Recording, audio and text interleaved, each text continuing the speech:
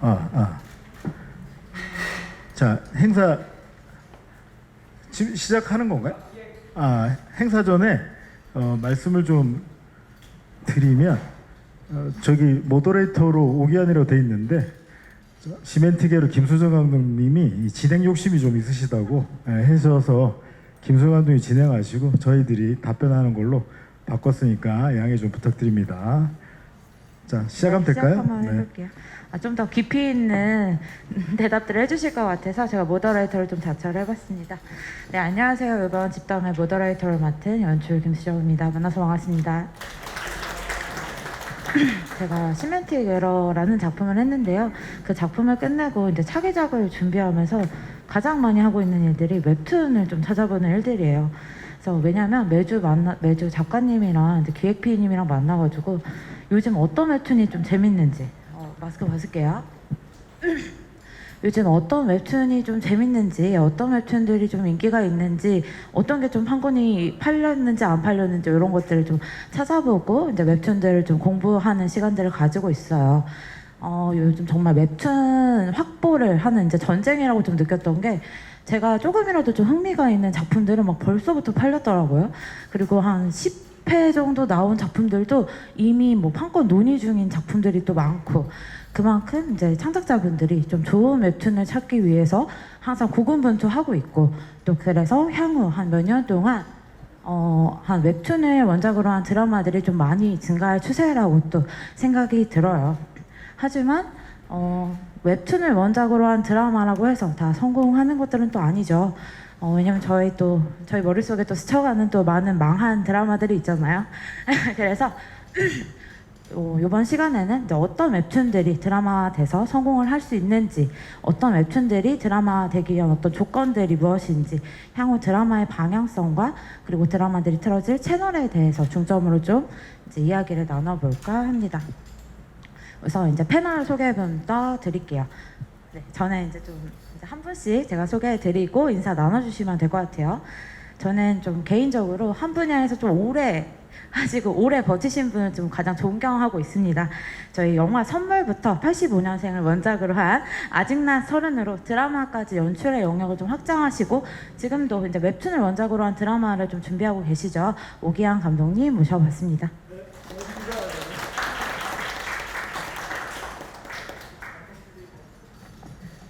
네. 끝이에요, 감독님? 오래 버티고 있습니다. 영화만이죠. 네트워크를 위한 나나이 해방 행사가 비즈니스 센터 주차장 앞 한옥마을에서 진행됩니다. 입주자 여러분들의 많은 참석 부탁드립니다. 네. 다시 한번 알려드립니다. 나나카들의 네트워크를 위한 그럼요. 하지만 방송 중요하니까 들어보죠. 한옥마을에서 진행됩니다. 드라마를 하다 보니까 사운드 겹치면 굉장히 싫어요. 그래서 그렇게 이해해 주십시오. 네, 입주자 여러분들 많은 관심 부탁드리고요. 네, 저는 또 재밌는 드라마를 보면 항상 좀 질투가 나요. 아이고 도대체 누가 만들었는가. 근데 항상 요 제작사에서 만든 드라마들을 보면 또 질투를 하고는 합니다. 저희 내 아이디는 강남미 구경이 모범택시 제작사 그룹에이트의 김영백 콘텐츠 본부장님 모셔봤습니다.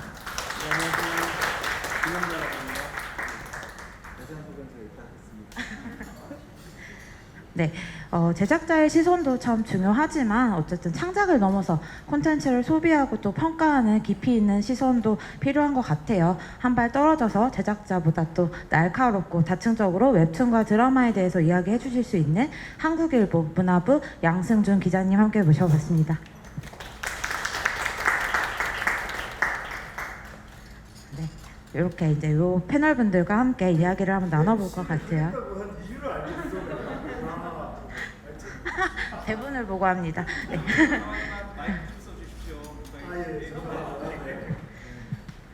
잡담회라고 하는 게 이제 여러 사람들과 같이 이제 한 가지 주제로 이야기를 나누는 거잖아요.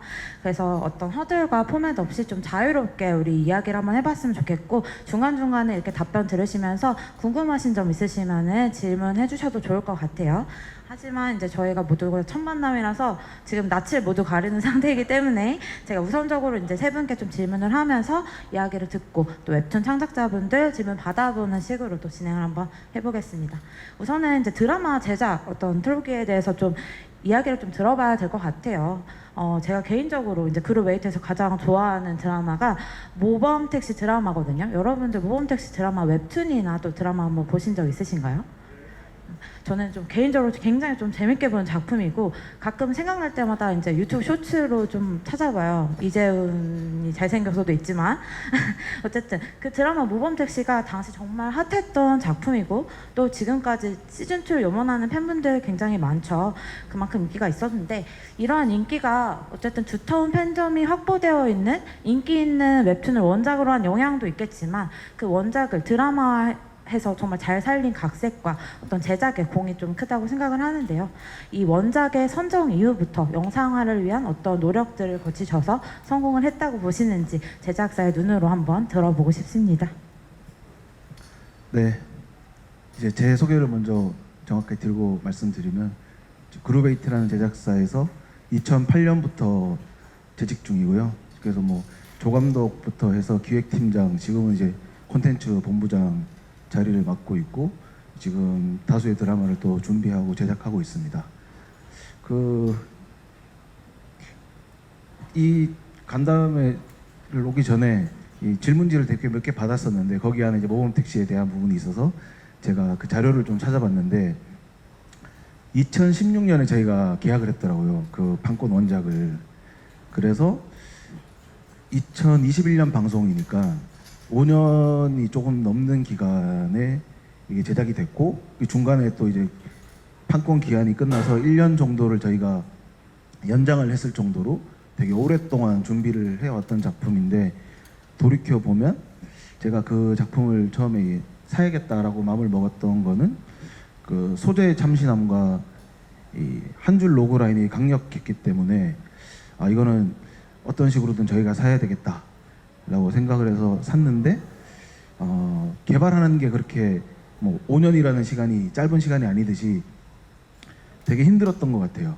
그 처음에 원작을 사서 그 지금 집필을 하신 분이 쓰신 게 아니라 박재범 작가님이라고 빈센조 하셨던 분이 크리에이터로 붙어 계셨고 그 시니키즈를 같이 하셨던 작가님이 한 분이 붙어서 이제 개발을 했는데 그 원작을 보신 분도 안 보신 분도 있으시겠지만 원작에서의 그런 이 컨셉이라든지 이 사적 복수를 대행해주는 택시 회사라는 되게 매력적인 요소는 있지만 이제 이 드라마로 만들어지기 위해서는 그래도 이제 보편성, 이게 왜 드라마적 가치를 가지는가에 대한 그들이 어떤 이유로 이런 일들을 법이 아닌 다른 집단에서 이런 일을 행해도 되는지에 대한 그런 가치에 대한 부분, 그게 결국엔 메시지로 이어지는 거니까 저희 드라마에서 그게 되게 중요하다고 생각을 하기 때문에 그 부분을 찾는 과정이 되게 오래 걸렸고 그걸 또 이제 또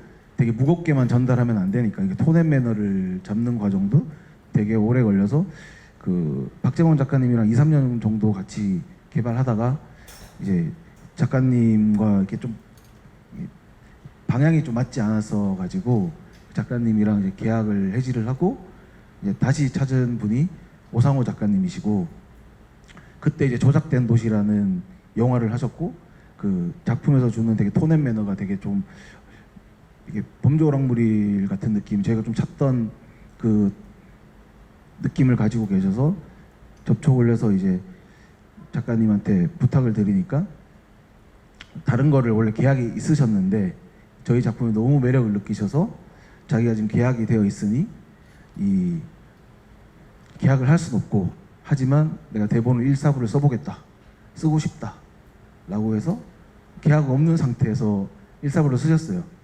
근데 그 1사부를 받았을 때, 첫 번째 받았을 때 느낌이 이거다라는 느낌을 되게 강하게 받았었고 2, 3년 동안 이게 만들어지지 못했던 게 그분의 한 번에 초고에서 그게 느껴지니까 그러면서 일사천리로 이제 SBS 감독님과 컨택을 해서 이제 SBS 플랫폼으로 가야겠다라는 생각을 가지고 거기서부터 방송 나가는 데까지는 1년 반 정도 안 걸렸던 것 같아요. 그래서 이제 배우분들을 몇 분을 막 돌리고 캐스팅 진행하는 과정 속에서 또 이제 마지막에 또 한 번의 그런 대본에서 큰 변화가 있었는데 이제 아까 말씀드린 것처럼 이거를 되게 유쾌하게 풀 수 있는 그런 톤앤매너는 갖췄는데 이게 이들이 왜 사적 복수를 해야 되는지에 대한 부분을 그게 좀 덜 충족이 됐는데 그 연출자분이 그것이 알고 싶다를 하셨던 분이 붙으시면서 그분이 이제 되게 좋은 아이디어를 장착을 해주셨는데 그들이 모인 집단들이 이제 범죄 피해자 연대라는 저희는 잘 알지 못하는 검찰청 산하의 그런 운영 시민 단체가 있대요. 근데 그 정부에서 지원도 해주고 되게 강력 범죄에 희생당한 그 피해자 노출된 아니면 보복 범죄라든지 이런 부분들에 노출된 사람들을 이제 국가에서 케어해주는 이제 거기서 모인 사람들이 만든 이 단체다라는 설정을 막 촬영 들어가기 한 4개월 전에 그거를 장착하고 아마 사람들이 이제 찾던 모든 게 좀 충족이 돼서 이건 정말 되겠구나라는 생각을 처음부터 좀 했던 것 같아요. 다행히 이재훈 씨가 워낙 잘해주셨고 그런 일화가 생각이 나네요. 네. 참 쉽지가 않은 것 같아요. 이 작품이 드라마가 되기까지는 5년 이상이 걸린 작품이잖아요. 저도 시멘틱 에러라는 작품을 이제 처음 이제 제안을 받았을 때 원작이 있어서 이건 뭐 5개월 안에 런칭할 수 있겠다 뭐 이런 생각을 가지고 있었어요. 하지만 각색만 하는데 거의 1년 정도 걸렸었거든요. 저는 또 모험택시와는 다르게 또 굉장히 짧은 드라마임에도 불구하고 정말 긴 시간을 가졌었는데 그래서 이 각색이 참 중요하다고 생각이 들어요. 드라마의 문법과 웹툰의 문법은 좀 굉장히 다르잖아요. 그래서 이제 이 각색을 중심으로 우리 감독님께 한번 여쭤보고 싶은데 웹툰 85년생을 원작으로 카카오 오리지널 아직 낯설은을 연출을 하셨잖아요. 근데 제가 사실 거기 스크립터였어요. 감독님 스크립터였었는데 그때 이제 감독님이 각색을 하시는 그 고뇌의 과정들을 항상 지켜봤었어요. 참 어렵죠. 웹툰을 드라마 하시면서 또 어떤 포인트를 중점으로 좀 각색을 하셨는지 그리고 웹툰과 드라마 서사의 어떤 다른 점이 무엇인지 한번 이야기해 주셨으면 좋겠습니다. 아직 낯설이라는 드라마는 여러분 낯설 거예요. 카카오에 있다가 지금 왓챠에 아마 있을 텐데 근데 그거를 전반적으로 이야기보다는 제가 요즘 웹소설 강의를 듣거든요. 근데 그러면서 이제 웹툰 혹은 웹소설과 우리 쪽 드라마와 차이점을 느끼는 게 뭐냐면 예를 들면 영화 같은 경우는 끝이 굉장히 중요하고 드라마도 이제 요즘 왜 그게 있지 않습니까? 빅마우스의 끝과 25, 21의 후반부가 이제 무너지면서 시청자들이 뭐 여기도 25 관련돼서 댓글 다신 분들이 고개를 끄덕끄덕 하시는 분이니까 있으신 것 같은데 그 후반부의 중요성이 이제 점점 세지고 있거든요. 제가 생각할 때는. 왜냐하면 옛날에는 1, 4부 대본 나오고 캐스팅되면 그냥 실시간으로 댓글 평도 받으면서 이제 실시간으로 막 일주일에 2개씩 써나가던 시절이 있었다 그러면 OTT가 열리면서 이제 작은 아씨들도 지금 모아서 이렇게 하루에 보시는 분 모아서 보는 형태로 이제 관람 태도가 바뀌고 있기 때문에 후반부의 중요성이 점점 커지고 있다고 저는 생각이 들거든요. 근데 이제 웹툰 웹소설은 여기도 지금 웹툰 작가님들 많으신 걸로 알고 있는데 뒤쪽의 그림이 어느 정도는 계시지만 명확하지는 않고 쓰는 게 웹툰 쪽의 특성이 아닌가? 라는 생각을 좀 하거든요. 왜냐하면 여러분이 20세기 소년이라고 아시는지 모르겠는데 그 작가님이 있어요. 우라사와 나오키는 그림 그리는 작가고 사실 나가사키상이 이제 스토리를 쓴 사람인데 그분이랑 일본에서 이제 술 먹다가 그때 딱 한국에서 20세기 소년이 1권 딱 출간했을 때요. 물어봤어요. 20세기 소년의 그 친구가 누구냐. 근데 저 봤어요. 흔들리는 눈빛을. 이해되시죠? 전 세계적으로 유명한 스토리텔러임에도 친구가 없는 것 같았어요. 그 머릿속에. 그래서 이쪽에는 용비불패나 열혈강호가 아직 안 만들어지고 있잖아요. 드라마로. 그런데 그 작품들이 가치가 낮진 않잖아요. 그죠? 계속 연재되고 그런 과정에서 힘들도 있는 거니까. 근데 우리는 이제 완결된 이야기를 좀 받아서 해야 되고 완결이 안 됐으면 끝을 만들어야 되는 게 우리의 숙명이에요. 그러니까 그것이 여러분들과 우리 차이라면 제가 여기에서 여러분 부탁드리고 싶은 것은 제발 좀 분명한 결말을 가지고 시작을 조금 해주시면 이렇게 김현빈님이 5년씩 안 걸리고 그죠? 이렇게 좀 아름답게 끝을 낼 수 있지 않을까? 라는 생각을 해서 오늘 와서 꼭 한마디만 저한테 해라고 했다면 제발 좀 아름다운 결말이 있는 것을 먼저 좀 생각을 해주시고 그 과정이 뭐 100회가 됐든 1000회가 됐든 상관이 없으니까 끝점만 좀 찍어놓고 조금만 가주시면 우리 영화나 드라마 쪽에서 여러분에게 정말 큰 절을 100번 할 수 있을 것 같다 이런 생각을 좀 해봅니다. 예. 결말의 힘이 좀 중요하다고 이제 말씀해 주시는 것 같아요. 어쨌든 이제 웹툰이 드라마로 이제 각색을 하면서 어떤 드라마의 서사 그 길이의 차이가 있어서 각색이 좀 중요하죠.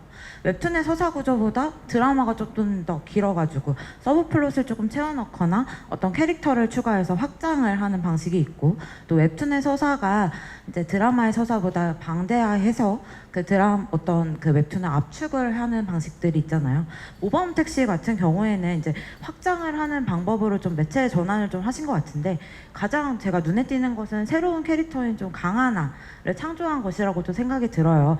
강하나 캐릭터를 통해서 어떤 서사적 효과를 좀 기대하셨는지 이야기 구조와 어떤 흥행의 측면에서 어떤 결과를 도래하셨는지 좀 궁금합니다. 네. 모더레이터니 바뀌셔가지고 질문이 바뀌었는데 갑자기 처음 듣는 질문이라서 네, 생각을 안 해봤는데 개인적으로 궁금한 네, 그 강하나라는 검사 캐릭터가 원래 원작에는 없었는데 저희가 이 작품을 만들면서 이제 그러면 진정한 정의는 무엇이냐라는 담론을 안고 이야기를 펼쳐야 되겠다라는 게 좀 컸었고 그럼 그 진정한 담론을 펼치기 위해서 당연히 이제 법을 수행하고 법대로 원칙을 지키는 그 얘네들을 쫓는 친구가 필요할 것 같다. 근데 그렇게 시작을 했는데 자기도 처음에는 이 법이라는 거에 대해서 자기가 믿던 법이 있는데 시간이 지나 보니까 자기가 믿던 법이 이게 가짜인 법일 수도 있겠다. 모범 택시 회사에서 말하는 법이 진짜인 법이 될 수도 있겠다라는 이 사람들한테 화두를 던지는 그런 캐릭터로 설정을 해서 이제 후반부를 좀 이 강하나 캐릭터를 그 모범 택시 측에 동화시키는 그러면서 좀 사람들한테 그런 이제 담론을 한 번쯤 생각해 보시라고 그런 얘기들을 만들려고 강하나 캐릭터를 만들었고 다행히 잘 나온 것 같아요. 네. 근데 시즌 2에서는 이제 강하나 캐릭터는 나오지 않습니다. 네. 시즌 2가 지금 제작 중에 계신 건가요? 네네네. 시즌 2가 지금 한창 촬영 중이고 저희 뭐 베트남 현지 촬영도 하고 지금 1월 방송 목표로 지금 열심히 촬영하고 있습니다. 제가 개인적인 질문 한 번만 더 해도 되나 궁금한데 그러면 이제 원작에 있는 원소스를 이제 시즌 2에서도 활용을 하시는 건가요? 원소스라고 하면 에피소드일 텐데 아마 차용되는 에피소드는 거의 없으실 거라고 보시면 될 것 같고 뭐 시즌 1에서 어쨌든 에피소드물이니까 작가님이 되게 더 많은 설정들을 해놓으신 게 있는데 예를 들면 원래 3, 4부가 써셨던 버전이 있는데 그 3, 4부가 이제 다른 걸로 대체가 되고 원래 써놨던 3, 4부를 시즌 2에 옮겨서 이제 뭐 써먹는다든지 약간 이런 식의 변화는 있는데 원작에서의 뭐 그런 거를 차용하지는 않는 것 같습니다. 네. 계속해서 이제 변주가 들어가는 과정이네요. 제가 이제 계속 이렇게 각색에 대해서 좀 질문을 하는 게 여기 웹툰 창작자분들이 많이 계시잖아요. 이제 웹툰 창작자분들이 드라마화를 하는 과정에서 자신의 작품이 이제 변형을 했을 때 좀 회의적이실 수 있다고 또 생각이 들어요. 왜냐하면 어떻게 보면 자신의 작품이 조금 훼손되는 것처럼 또 느껴지실 수가 있잖아요. 하지만 이 드라마와 이 웹툰의 서사가 정말 태생적으로 구조 자체가 다르다. 이런 것들을 이 시간을 통해서 좀 이해하신다면 이제 추후에 본인의 작품들의 이제 드라마화가 되었을 때 조금 더 커뮤니케이션이 좀 활발할 수 있지 않을까. 그리고 자신의 작품의 어떤 중심을 지키면서 저희의 각색 방향 포인트를 체크하시고 어떤 각색 방향에 대해서 조금 더 제안을 해보실 수 있지 않을까라는 생각이 듭니다. 하지만 또 이렇게 각색을 하려면 자신의 작품이 좀 팔려야 되잖아요.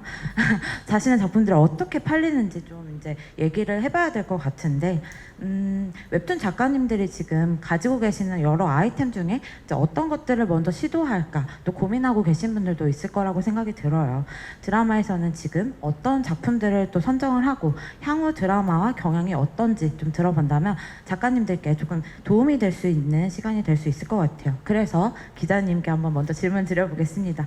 지금 K-드라마의 어떤 일선에서 지금 취재를 하고 계신데요. 요즘 드라마의 유행이 어떤지, 어떻게 보고 계시는지 한번 여쭤보고 싶습니다.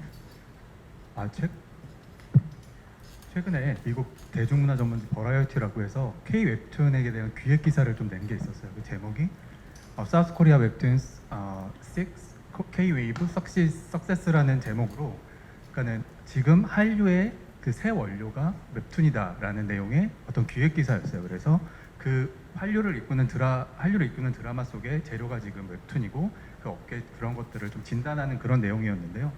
그래서 이런 것처럼 지금 이렇게 해외에서 주목을 받을 정도로 OTT를 타고서 어쨌든 웹툰 원작 드라마들이 인기를 끌면서 굉장히 지금 한국 웹툰에 대해서 관심이 굉장히 많아진 상황이죠. 그래서 지금 잠깐 지금 오신 분들에게 지금 퀴즈를 하나 드리면, 올해 넷플릭스를 타고 방송된 한국 드라마 중에 가장 사랑받은 드라마가 뭘 거라고 생각하시나요? 우영우라고 다들 생각하시죠. 그런데 사실 우영우가 아닙니다. 그러니까 지금 가장 올해 들어서 가장 인기 있었던 드라마는 지금 우리 학교는이라고, 지금 우리는 학교는이에요. 그래서 그 넷플릭스에서 4주 기준으로 이렇게 흥행 수위를 조사하는데, 조사를 해봤더니 전 세계에서 한 5억 6천만 시간 정도를 봤더라고요. 그래서 역대 비영어권 드라마 흥행 4위예요. 물론 1위는 오징어 게임이고요. 그래서 이 수치가 어느 정도냐고, 이렇게 수치가 좀 재생 시간이 잘 감이 안 오시잖아요. 그래서 보면 지금 미국에서 가장 인기 있는 시리즈물 중에 하나가 스트레인저 싱스라고 기묘한 이야기라는 시리즈가 있어요. 그래서 그 시리즈랑 맞먹는 수치예요. 그래서 그렇게 굉장히 조금 반향을 일으켰는데, 이런 식으로 지유학을 비롯해서 최근에 그 술꾼 도시 여자들, 그다음 지옥 같은 것들, 그다음에 여기 김 감독님 계시지만 시멘트 게로 같은 그런 드라마, 그 웹툰 소재 그 드라마들이 이렇게 주목을 받으면서 이런 식으로 계속 그 어떤 한국 웹툰에 대한 한류 팬들의 그런 관심도 굉장히 높아진 상황이고요. 그래서 해외에서, 국내뿐만 아니라 해외에서도 그래서 그 한국 웹툰에 대한 소비 시장을 좀 확인을 해서 사실 글로벌 OTT들이 이제 웹툰을 원작으로 한 드라마 제작에 적극적으로 지금 뛰어들고 있어요. 그러니까 가령 예를 들자면 디즈니 플러스라는 글로벌 OTT가 있어요. 근데 그게 최근에 무려 500억 원을 들여서 드라마 무빙이라는 걸 찍었어요. 근데 이 무빙 500억 원이 어느 정도냐면, 좀 몇 년 전 얘기지만 태양의 후예라고 그 유명한 한류 스타들이 나왔던, 그게 제작비가 그때만 해도 150억 원이 채 안 됐어요. 근데 지금 이게 500억 원이 들어갔고, 어떤 배우들이 출연하냐면 류승범, 류승용, 조인성, 한효주, 초호화 캐스팅이죠. 그래서 이 드라마인데, 이 드라마가 다들 아시겠지만 강풀 씨 동명 원작 웹툰을 하고 있는 드라마예요. 그래서 그 디즈니 플러스도 이렇게 한국 웹툰 쪽 콘텐츠를 관심이 가를 정도로 전 세계 시장에서 워낙 이렇게 조금 요즘에 콘텐츠 시장에서 한국 웹툰에 대한 한국 웹툰, 그리고 한국 웹툰의 IP를 활용한 그런 것들에 대해 굉장히 지금 관심이 높아지고 있는 추세입니다. 글로벌적인 측면에서 좀 말씀 많이 해주신 것 같은데, 그렇다면 이제 한국 웹툰 원작 드라마가 국내 시장에서 어떻게 폭발적인 대중성을 얻는 비결이 뭔지 한번. 이것도 저도 좀 이 현상을, 그러니까 저도 이제 어쨌든 국내에서도 당연히 인기인데 해외에서 인기를 있는 것들을 보면서 굉장히 신기했던 게, 가디언에서 지유학에 대한 리뷰를 썼더라고요. 근데 리뷰어를 보니까 한국이 좀비물 최강자다라고 평을 했더라고요. 그래서 저는 그게 너무 좀 너무 낯설고 신기했어요. 그러니까 저승사자도 아니고, 사실 그 좀비물 같은 경우는 당연히 저기 그 서양이 원류인데 왜 한국이 과연 이 좀비물의 최강자일까? 그러면서 이 얘기를 하면서 옛날에 그 연상호 감독이 쓰고 만든 부산행이랑 연결시키면서 얘기를 했었는데, 그래서 생각을 해봤는데 왜 얘네들은 한국을 좀비물의 최강자라고 했을까? 그게 과연 우리가 미국의 워킹데드 시리즈보다 더 좀비를 생생하게 그려질까라고 했는데 그건 아니라고 생각을 하고요. 근데 안 그래도 외신이 주목한 게 그 아까 그 본부장님께서도 말씀하셨는데 즉 보편성, 그러니까 시대성에 대해서 굉장히 주목을 하더라고요. 이 시대성이 조금 무엇이냐라는 걸 봤을 때 우선 지유학 같은 경우 예를 들면 그게 굉장히 낯선 소재이긴 한데 좀비를 소재로 하는데 그 좀비라는 게 학교 폭력, 학교라는 우리의 보편적 공간에서 학교 폭력을 다루고 있잖아요. 그래서 그런 좀비란 낯선 소재를 낯선 소재로 학교 폭력을 학폭을 얘기하면서 그게 이게 우리 주변의 얘기다라는 측면에서 해외 시청자들에게 더더욱 이게 우리 현실의 얘기구나라는 측면에서 더 왜냐하면 영미권에서는 오히려 그렇게 낯선 소재는 많은데 낯선 소재를 바탕으로 현실적인 얘기를 하는 드라마들이 워낙 없다고 해요. 그래서 그런 우리 드라마, 웹툰 소재 드라마를 통해서 대리만족을 이렇게 하고 있는 현상이 있더라고요.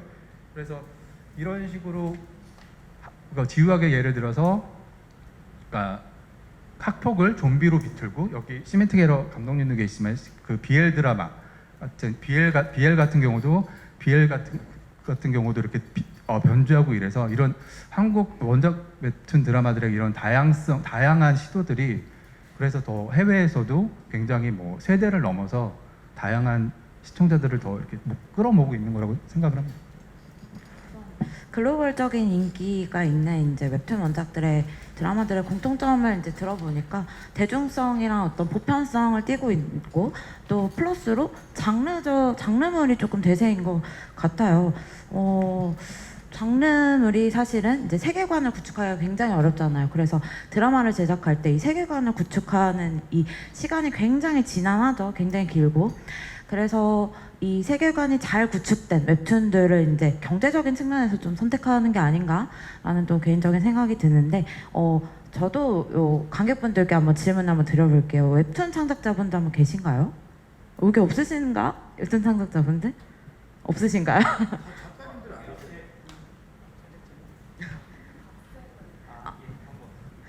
그러면 이제 어떤 지금 준비하고 계신 작품이 어떤 걸까요? 저는 창작을 하는 건 아니고 이제 원작 웹소설을 각색하는 일을 맡고 있어요.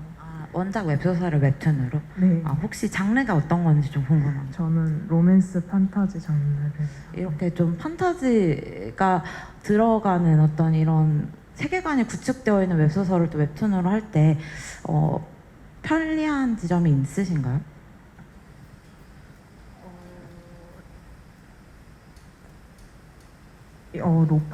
저는 로판을 하고 있지만 로판 장르에 해당되는 얘기는 아니고요. 이제 현대물 같은 거를 할 땐 아무래도 실제 있는 세계를 기반으로 하다 보니까 어떤 배경 건물 같은 거를 구구절절 설명하지 않아도 독자가 여기는 이런 거고 이런 감성을 가진 배경일 것 같고 이런 농담을 하면은 사실 그렇게 큰 설명을 막 깊게 하지 않아도 쉽게 이해를 하고 아니면 요즘 사용하는 밈 같은 거에 대해서도 사용이 아무래도 쉬워진 그런 장점이 있는 것 같아요. 요즘 참 살기 팍팍해가지고 이렇게 이 리얼리티가 좀 떨어진 어떤 원작들을 보고 그리고 그것들을 드라마화되는 경향이 좀 많은 것 같다라고 생각이 듭니다. 기자님을 통해서 이제 웹툰의 현재 유행을 좀 알아보았고요. 창작자분들은 이제 다른 사람보다 앞서 좀 미래를 내다보는 것들이 중요하다고 생각이 들어요. 그래서 미래는 또 과거로부터 또 읽을 수 있다고 생각을 하는데 제작자가 보는 앞으로 드라마의 과거의 현재 미래 들어보고 싶습니다.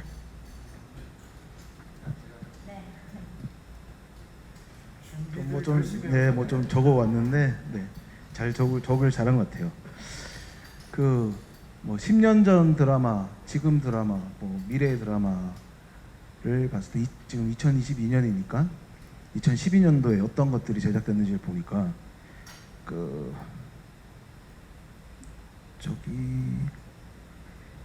해품날이랑 신의 뭐 이런 것들이 제작됐더라고요. 그게 그 쭉 보니까 예를 들면 10년 전에 했던 해품달이 지금 했으면 흥행하지 않았을까? 저는 흥행했을 거라고 보거든요. 그럼 지금 했던 우영우가 10년 전에 했으면 흥행하지 않았을까? 그것도 흥행했을 거라고 보거든요. 사실 이 컨텐츠라는 거, 이야기라는 거는 다 시대를 뛰어넘는 거잖아요. 예전에 뭐 단테 신곡 이런 거 보는 것도 그게 에너지가 그 이야기에 힘이 있으니까 계속 꺼지면서 보듯이 좋은 이야기는 시대를 불변한다라는 거가 맞는 것 같고, 그 미래의 드라마도 이제 드라마는 저는 드라마도 가치가 있어야 된다고 생각하고, 그 가치는 메시지에서 나온다라고 생각을 하고, 그 메시지는 결국 사람들의 공감을 만들어내고 응원을 받을 수 있는 캐릭터가 나오고 거기서 좋은 이야기가 만들어진다라고 보는 주의이기 때문에 단 차이가 있다면 10년 전에는 스위트홈 같은 거를 만들 생각을 못했을 거예요. 아무리 좋은 이야기라고 하더라도 기술적 한계가 분명했기 때문에 그런 거를 만들 생각도 못했을 텐데, 지금 우리 학교는도 사실 편성표에는 7, 8년 전부터 이름이 계속 있었어요. 뭐 곧 편성될 것처럼, 이재규 감독님이 워낙 훌륭하신 분이니까 뭐 편성될 것처럼 계속 편성 라인업에는 이렇게 들어가 있었는데, 계속 밀리고 결국에는 이 넷플릭스라는 거대 자본이 들어왔기 때문에 이게 제작이 가능했던 거고, 스위트홈, 킹덤 이런 것들이 다 그런 측면에서 이제 더 볼거리가 많아졌다.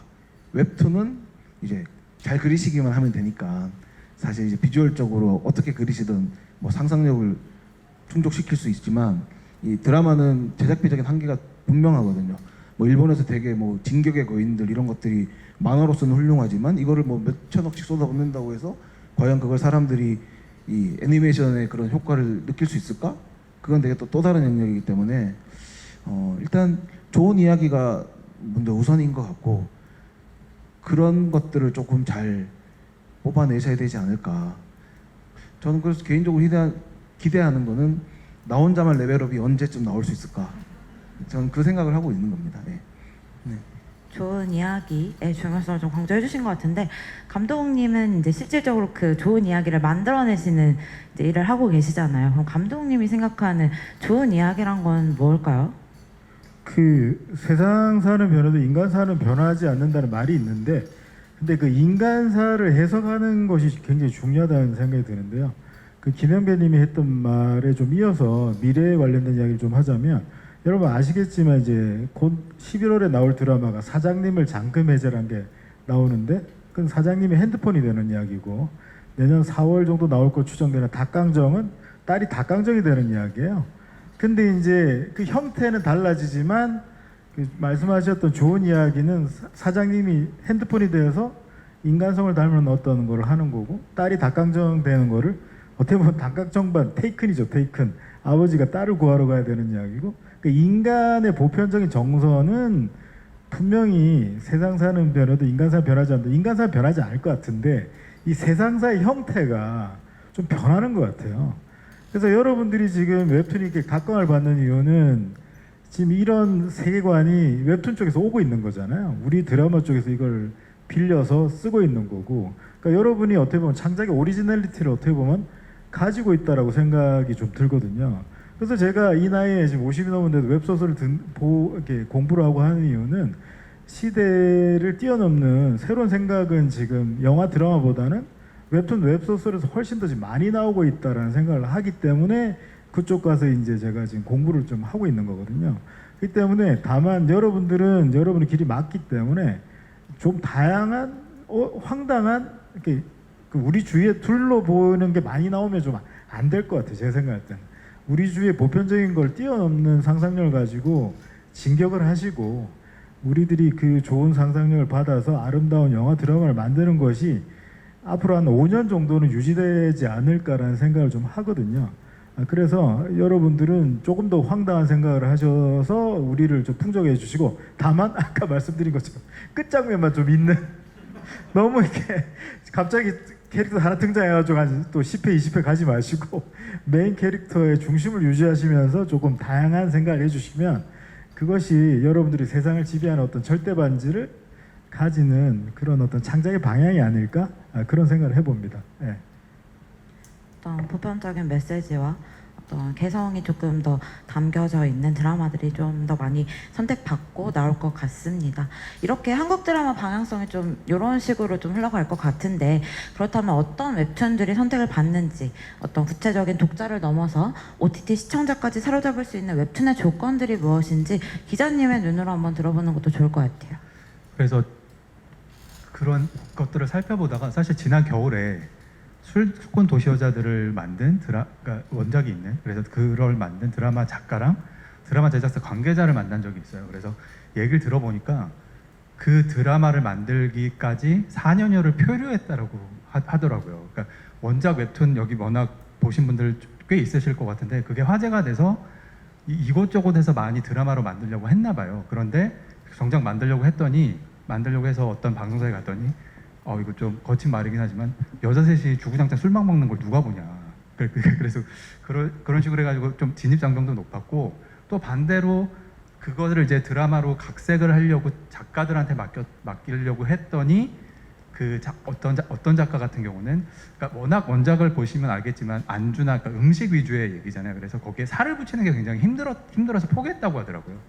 그래서 이런 상황이었는데 그 술도녀의 작가와 제작사 쪽에서 집중한 게 좀 다른 포인트는, 왜 그럼 여자들이 술을 그렇게 먹게 됐을까라는 거에 좀 집중해서 살을 좀 많이 입혔다고 하더라고요. 그래서 그 원작과 달리 드라마를 보면 여자 주인공 셋이 나오는데 다들 일을 하잖아요. 그래서 보면 직장에서 그러니까 보통 간호사들의 어떤 그런 조직 문화를 태움이라고 하는데, 직장에서 태움 당하는 적도 있고, 연애를 하는데 철없는 남자친구 만나가지고 저것이 내 영혼을 갉아먹고, 그 다음에 그 주인공 한 명이 오피스텔에 살잖아요. 근데 오피스텔 문 옆에 보면 이상한 징표 그런 게 있는데, 그게 여성 혐오 범죄 때 보통 그런 것들이 있는데, 그런 식으로 여성 혐오 문제 이슈도 좀 녹이고, 그래가지고 이런 것들을 좀 현실적인 것들을 좀 다양하게 녹여서 조금 이래저래 힘을 얻고 제작에도 탄력이 없고 반향이 좀 많이 커졌다라는 여러 분석들이 있었어요. 그리고 또 하나 좀 눈여겨봤던 게, 드라마에서 보면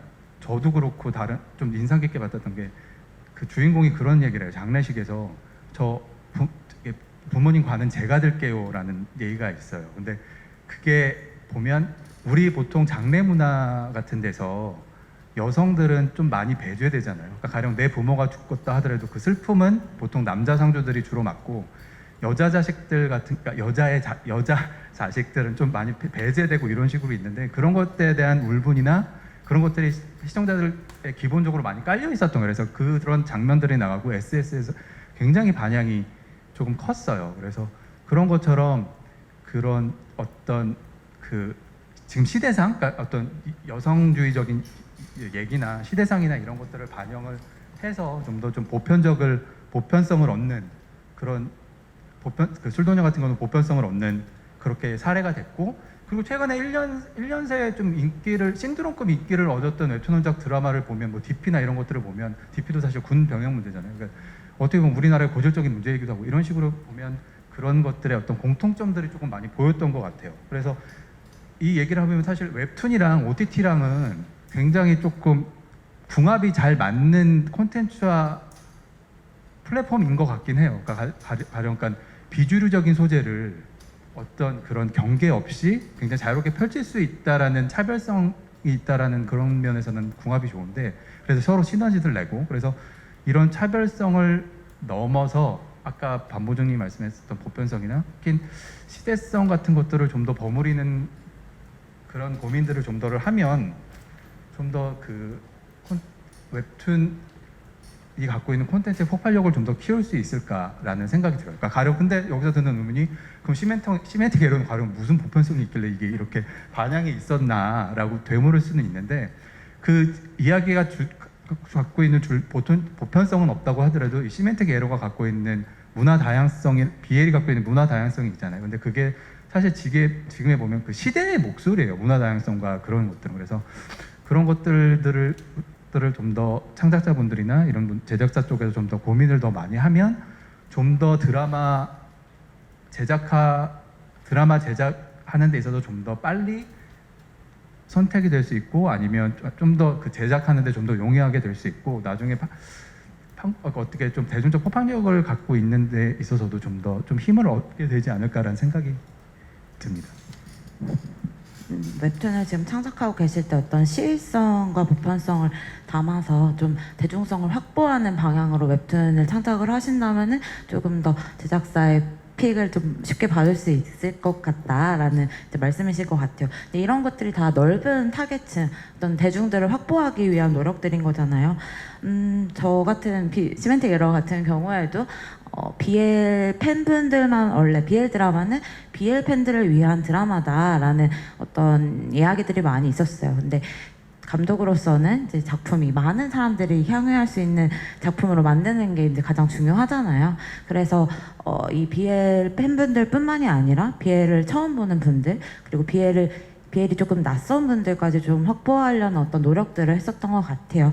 웹툰 창작을 하실 때도 어떤 대중성을 확보하기 위한 아이디어들을 가지고 이제 작업을 하신다면은 좀 더 수월하게 드라마화를 할 수 있지 않을까라는 생각이 들고 있습니다.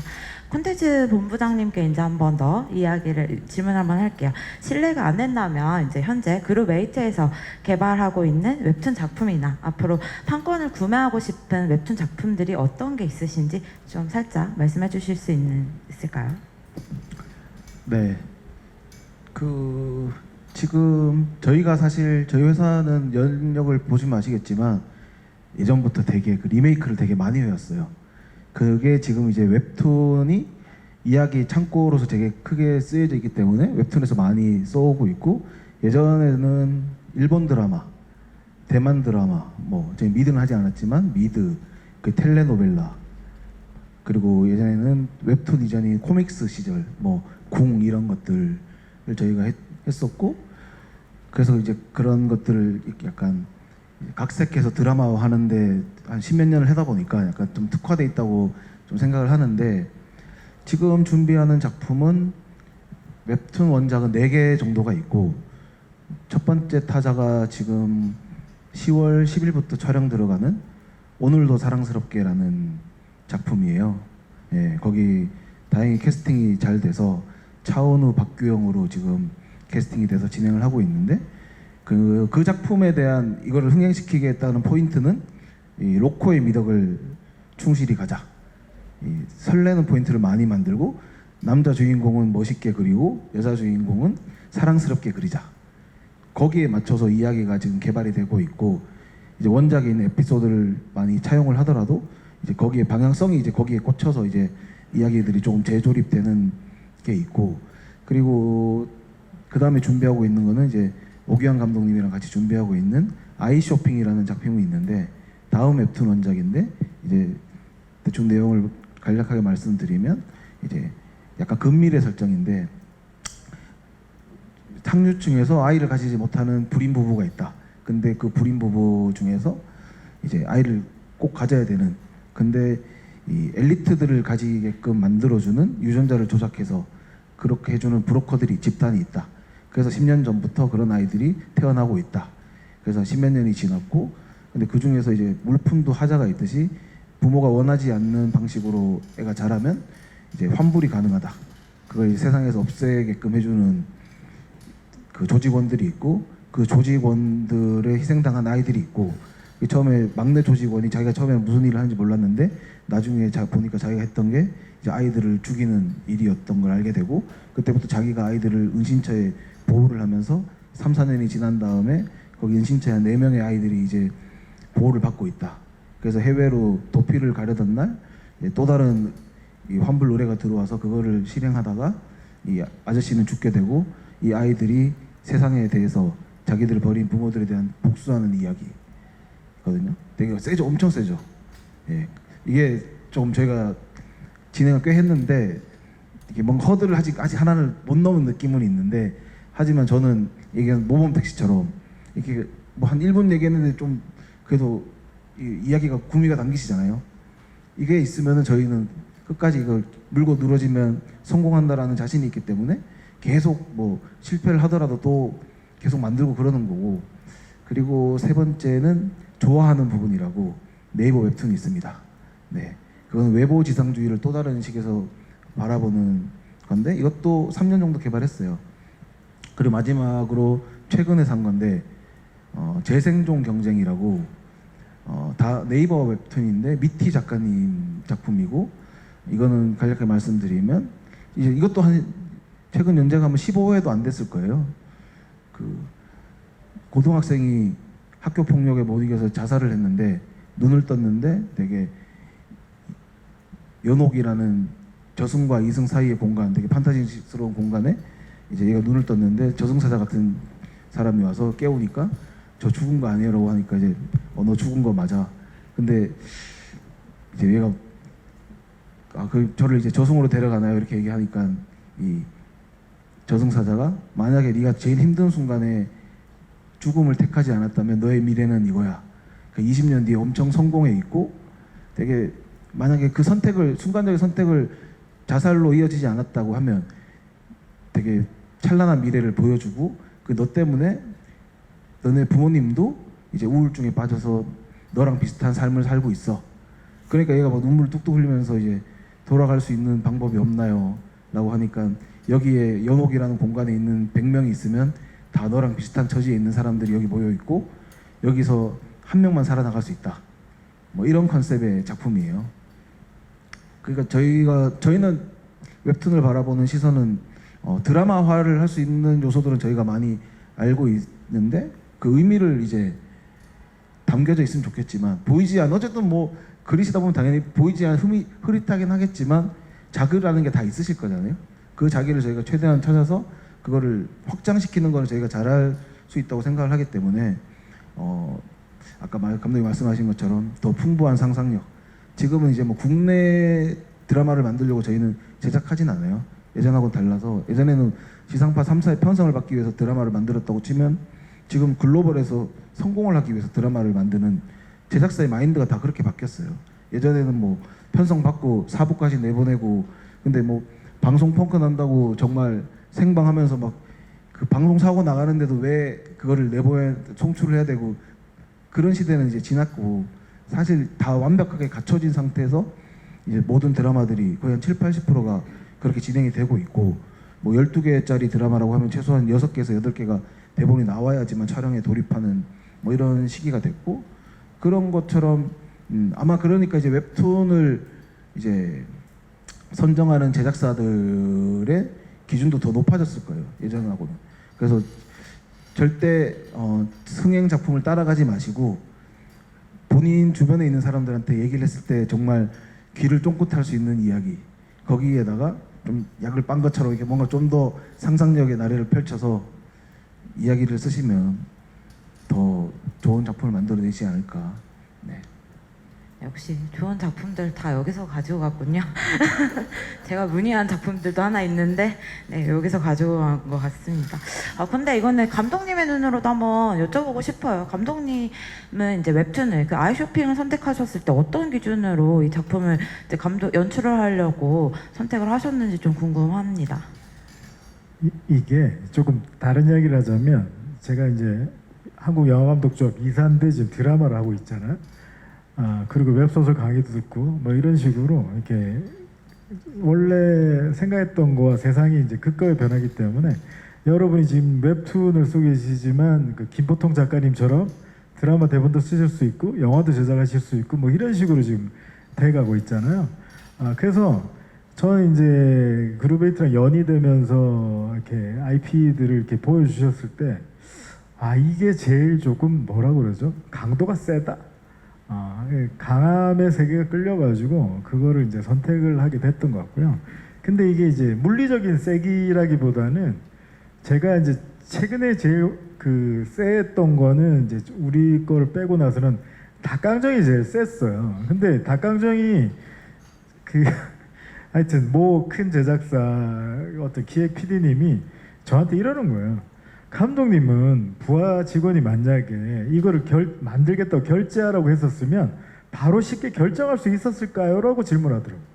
자기도 그걸 봤을 때, 야, 나 같으면 이거를 드라마를 제작하겠다고 결정할 수 있었을까? 이해되시죠? 근데 이제 지금 만들어지고 있고, 그 극한 직업 하셨던 이병헌 감독님이 연출하시거든요. 대본도 쓰시고. 그러니까 그래서 이 허들이라는 것이 우리가 앞으로 모든 이제 창작자가 여기 다 부분이라고 생각하시면, 과연 내가 할 수 있을까와 함께 근데 만약 이게 내가 아니라고 생각하는데도 누군가가 할 수 있는 건가? 한 번 더 생각을 해야 될 것 같은 거 있잖아요. 이제 우리를 둘러싼 게 이제 고정관념인데 고정관념이 우리에게 뭐 평안과 위안을 주긴 하지만 혁명과 혁신을 못 줄 확률이 있지 않습니까? 그렇기 때문에 창작자가 지금 가져야 되는 게 그전에는 이제 이것이 보편적인 인간사인가를 판단하는 거였다 그러면 이 인간사가 이 새로운 인간사가 어떻게 보면 우리의 좀 미래가 될 수도 있는 거 아닌가? 뭐 이런 생각까지도 생각을 해야 되는 세상에 지금 와버렸고요. 여기 여러분도 잘 모르시겠지만 그 한 여러분 태어날 때쯤에 전격 Z 작전이라는 드라마가 있었어요. 근데 그거는 이제 차가 이렇게 같이 해서 미션을 해결하는 거였거든요.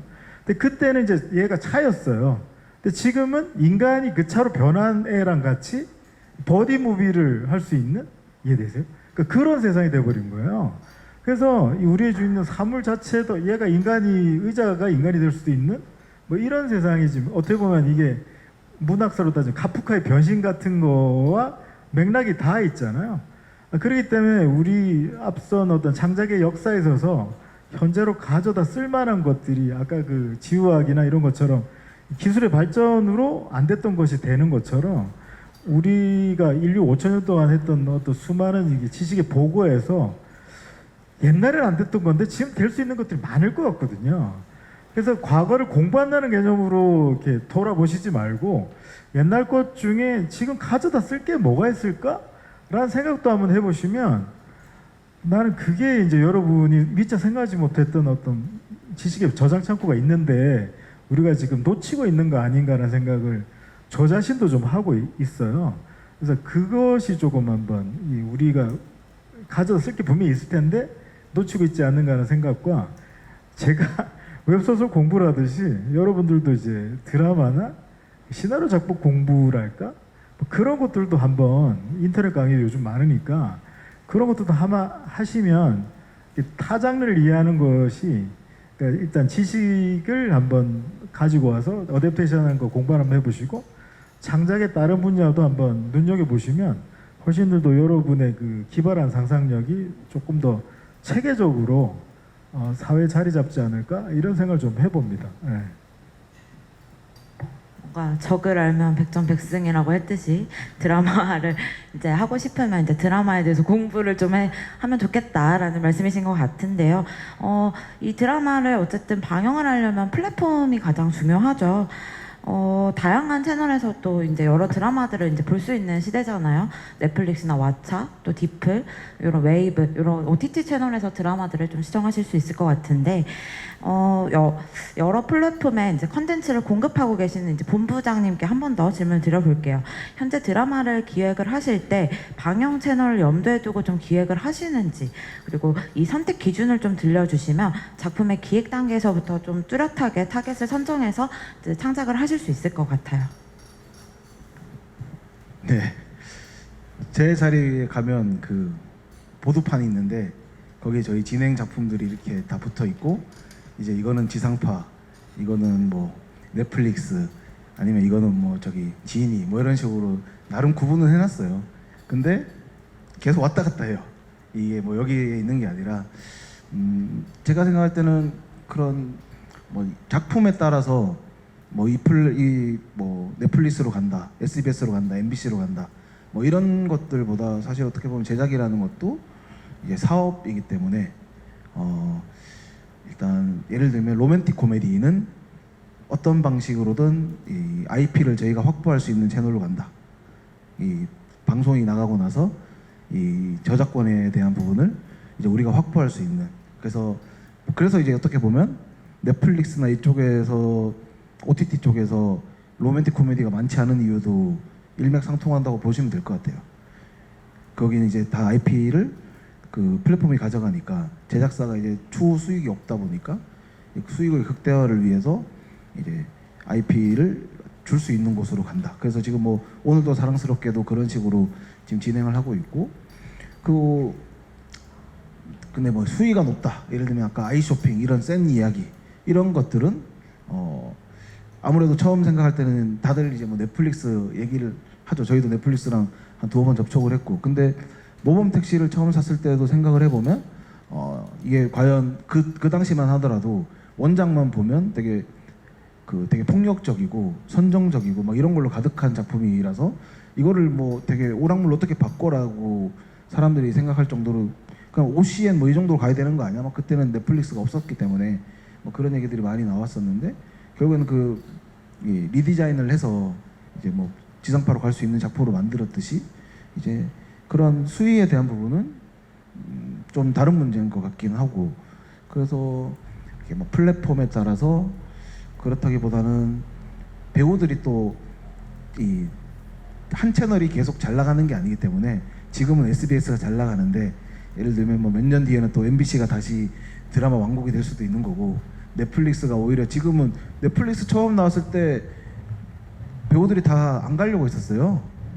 이게 뭐 신생 채널에 가서 뭘 하냐 뭐 그런 얘기를 정말 많이 했었거든요. 그런데 이제 뭐 출연료 많이 주고 제작비 많이 준다 그러니까 이제 그쪽에 돈이 많이 쏠렸고 그러다 보니까 좋은 작품들이 많이 나와서 지금의 위상이 있는 것처럼 뭐 TVN 고위 관계자분을 제가 최근에 만나서 얘기를 들었는데 지금의 TVN이 있기까지 CJ에서는 5년 동안 그냥 밑 빠진 독에 물 붓듯이 그냥 그게 채워질 때까지 그냥 뭐 0.5% 나오더라도 계속 그냥 투자를 했다는 거예요. 컨텐츠는 그런 것 같습니다.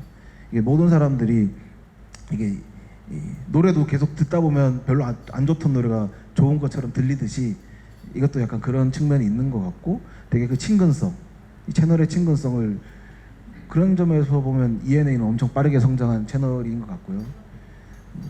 그래서 뭐 플랫폼을 정하는 건 오히려 좀 그 플랫폼에 맞춰서 가다 보면 창작을 좀 제한할 수도 있겠다 그런 생각이 있어서 그냥 큰 선에서만 대략적으로 방향을 정해서 뭐 저희가 진행을 하지 이게 또 상황이 또 어떻게 달라서 바뀔 수가 있거든요. 그래서 큰 구분은 좀 없는 것 같아요. 제가 봤을 때. 글로벌 OTT만 원했던 제 자신이 좀 부끄러워지는 순간인 것 같아요. 제가 너무 질문이 많았던 것 같고 이제 여러분들 질문 한번 들어보는 시간 가져보도록 하겠습니다. 질문 있으시다면 자유롭게 손 들어서 질문해 주셨으면 좋겠어요. 네, 네.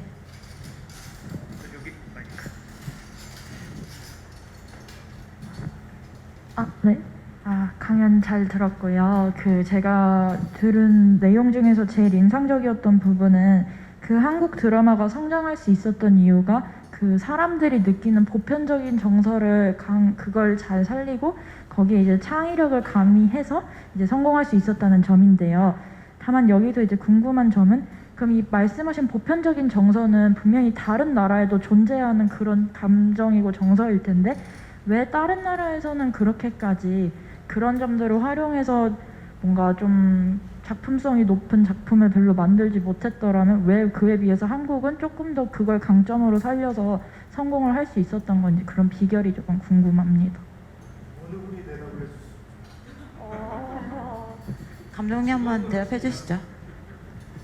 그 연배가 어떻게 되시는지 모르겠는데 제가 이제 50의 기준으로 스토리의 강자들을 생각해 보면 예를 들면 이제 영화과 다니신 분 있을지 모르겠는데 영화 역사는 제국의 역사예요. 전 세계를 지배했던 나라들이 항상 영화 강국이에요. 그러니까 그게 그래서 문화적으로 이렇게 국력과 비례해서 간다고 저는 생각을 하는데 제가 여러분 때는 스토리 최강자가 어디였냐면 홍콩이었어요. 홍콩. 첩혈상홍부터 막 열혈남아까지. 여러분이 막 최근에 뭘 보고 감동하시는지 모르겠는데 여러분이 BTS 보고 느끼는 것 같은 감동을 이제 막 느꼈거든요. 그 다음에 그 홍콩 전에는 일본이 또 우리나라를 최근에 망가 아시죠? 망가보다는 요즘 우리 K 웹툰이 훨씬 더 힘이 세졌는데 그런 식으로 그 각 나라마다 문화의 최정점을 찍는 나라들이 있었죠. 근데 지금은 여러분은 천원을 타고나신 거예요. 대한민국의 국력과 위세가 대한민국 최고고 제 친구가 이제 LA 사는데 LA 애들 학교 농구하면 엄마들이 옆에 같이 있잖아요. 그 엄마들이 넷플릭스 39 보고 소녀시시 나온 보고 눈물을 펑펑 흘렸다고 화이트들이 동남아시아 분들도 아니고 화이트들이 뭐 그렇게 이야기를 하더래요. 그 다음에 제 조카가 지금 미국에 또 그 샌프란시스코 사는데 그쪽 그 같이 일하는 친구들이 맨날 그 대학교에서 한국 드라마만 이야기를 하고 있다는 것은 우리가 생각한 대로 하면 전 세계에 지금 먹힌다는 거죠. 제가 생각할 때는. 그렇기 때문에 지금 천운이 왔기 때문에 여러분이 조금만 더 자신감을 가지시고 조금 더 보편적인 한국적 보편을 이야기해도 세계적 보편이 되는 것 같아요. 지금 우리가 황당한 게 뭐냐면 영국이나 지금 프랑스의 한국 분식점들이 너무 잘 되는 거 아시죠? 그다음에 그 누구죠? 컴버배치 그 아이언맨 나왔던 분인가? 하여튼 그 분이 혼자 삼겹살 먹으면서 지금 뒷모습 찍은 사진들부터 막 배우들이 지금 다들 그러고 있잖아요. 그러니까 그런 식으로 제가 느꼈던 홍콩과 일본과의 정점을 외국 사람들이 우리를 바라보면서 느끼고 있다라는 거, 그거를 느끼시면 될 것 같아요. 문화적 자부심을 좀 펼치실 최고의 기회인 것 같습니다. 알려드립니다. 네, 방송 듣고 할게요. 만화가들의 네트워크를 위한 만화 해방 행사가 오후 6시 비즈니스 센터 주차장 앞 한옥마을에서 진행됩니다. 입주자 여러분들의 많은 참석 부탁드립니다. 다시 한번 안내드립니다. 만화가들의 네트워크를 위한 만화 해방 행사가 오후 6시 비즈니스 센터 주차장 앞 한옥마을에서 진행됩니다. 입주자 여러분들의 많은 참석 부탁드립니다. 감사합니다. 네, 아까 그 관객분의 이제 질문에 조금 덧붙여서 저도 추가로 질문을 해보고 싶은데요. 그러면 전 세계를 좀 관통하는 또 흥행하는 작품들의 메시지가 좀 무엇이라고 생각하시는지 시청자의 입장에서 한번 말씀해 주셨으면 좋겠어요.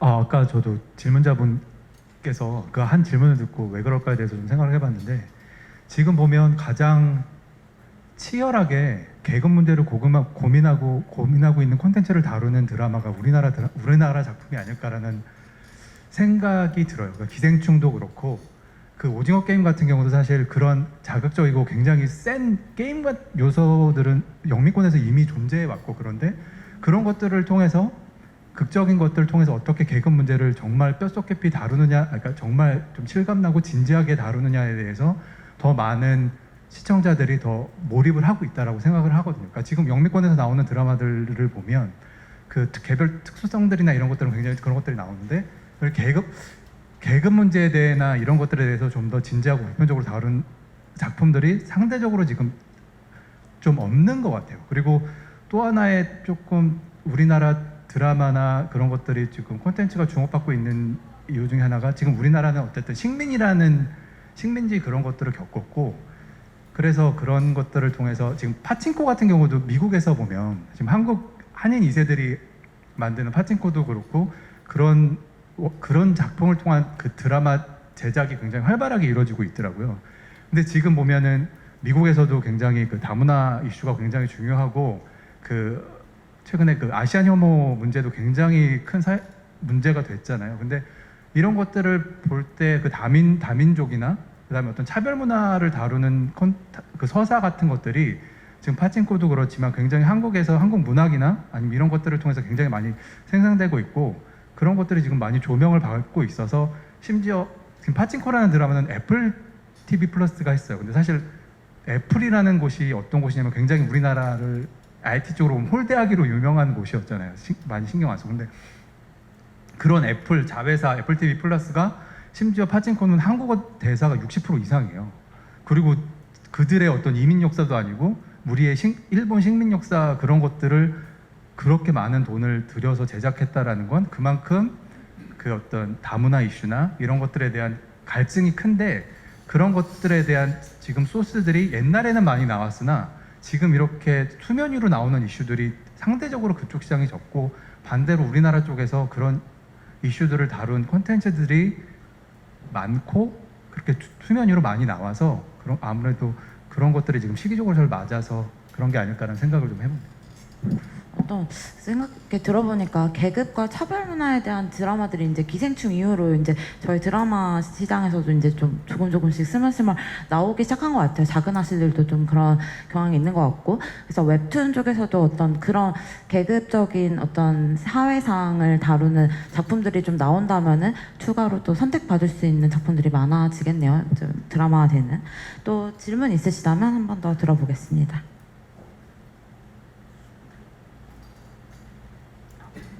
마이크 일단 네. 아, 네. 나오고 있죠. 저 OTT의 경쟁사가 그냥 국내 방송국일 수도 있는데 한 작품을 만약에 OTT랑 뭐 국내 방송국이나 다른 OTT 그런 플랫폼이 그 OTT 그 플랫폼이 막 국내 방송국이랑 막 그 한 작품을 가지고 경쟁을 하게 됐을 때 거대 자본이나 글로벌 동시 방영 같은 거 말고도 또 다른 어필할 수 있는 게 있는지 아니면 국내용이나 해외용을 나누는 그런 원작 웹툰이 따로 있을지 궁금합니다. 요거는 이제 제작사의 입장에서 한번 들어보고 싶은데요. 뭐 이거는 글로벌하다, 뭐 이거는 국내용이다, 뭐 이런 구분은 크게 없을 것 같고요. 제가 생각할 때는. 근데 이게 요즘은 추세가 뭐 아까도 뭐 지상파랑 OTT랑 구분을 했지만 그거는 이제 오리지널에 대한 국한된 얘기고요. 예를 들면 지상파 3사는 방송을 하게 되면 웨이브는 필수적으로 같이 가게 돼 있고, 근데 웨이브도 이제 OTT예요 사실. 그리고 그 중에서 연간 계약으로 넷플릭스랑 이제 지상파 3사는 1년에 몇 개 정도를 이제 할 수 있는 MOU를 맺은 게 있고, 그리고 스튜디오 드래곤도 마찬가지로 이제 MOU를 맺은 게 있고, 그 다 이제 오리지널이 아니더라도 뭐 결합 상품처럼 뭐 SBS 플러스 OTT는 넷플릭스 생방 동시 방송, 그거 아니면 그 뭐 스튜디오 드래곤 TVN 같은 경우는 티빙, 거기 플러스 되는 게 이제, 그래서 OTT끼리도 자기네들끼리 막 엄청 모르시겠지만 치열해요. 좋은 작품을 오리지널이 아닌 걸 확보하기 위해서 엄청 치열하게 막 자기네들끼리 이제 다툼도 많고, 예를 들면 저희가 진행하는 것들 중에서 쿠팡도 이제 쿠팡 플레이가 서비스를 하잖아요. 거기는 이제 별도의 OTT라고 보고 거기에다가 이제 동시 방송을 하면 제작사가 이제 수익이 생기니까 그 부분을 열어달라고 하면 이제 웨이브에서 딴지를 걸거나 넷플릭스에서 딴지를 걸거나 이제 모든 것들이 이렇게 엮여 있기 때문에 이게 뭐 지상파 단독으로 나가는 거는 당연히 이제는 없는 거고, 지상파도 이제 저희 거를 사거나 뭐 드라마 제작비를 BEP를 맞추기 위해서는 다른 OTT를 하나를 묶어서 가야 되는데, 그거는 이제 자기네들 채널의 그런 상황에 따라서 이제 배분이 되는 거고요. 거기서 제작사가 목소리를 높일 수 있으려면 이제 강력한 캐스팅을 하거나 저희가 제작사가 더 힘이 있는 구조를 가져갔을 때 저희가 이거는 넷플릭스로 꼭 가야 돼요, 뭐 이렇게 얘기할 수 있는 거고요. 네, 그럼 다음 질문 한번 들어보도록 하겠습니다. 여기 두 번째 줄 블라우스 입으신 분. 네, 저는 모더레이터 분한테 질문을 드리고 싶은데요. 그 시멘트 거래를 촬영을 하실 때 그 많은 사람들이, 그러니까 비엘러가 아니더라도 그냥 평범한 대중분들이 이거를 많이 봐주셨으면 좋겠다라고 말씀을 하셨는데, 어떤 포인트에서 그렇게 대중성을 확보를 하려고 노력을 하셨는지 그런 점이랑, 그리고 사실 그 술꾼도시 여자들도 그런데 그런 시대성이 있다고 그 기자분이 말씀을 하셨잖아요. 그게 사실은 뭐 10년 전에 가면은 아무리 술꾼도시 여자들은 드라마가 나와도 에잉찌즈 그래도 여자들이 왜 이런 반응이 나온다든지, 아니 이런, 그러니까 남자와 남자가 사귀는 거를 드라마로 찍어도 되는 거야? 뭐 이런 식의 반응이 나올 수 있을 수도 있었을 것 같은데, 지금은 이렇게 그러니까 다양한 팬층이 확보가 가능했던 그런 이유 같은 것도 물어보고 싶습니다.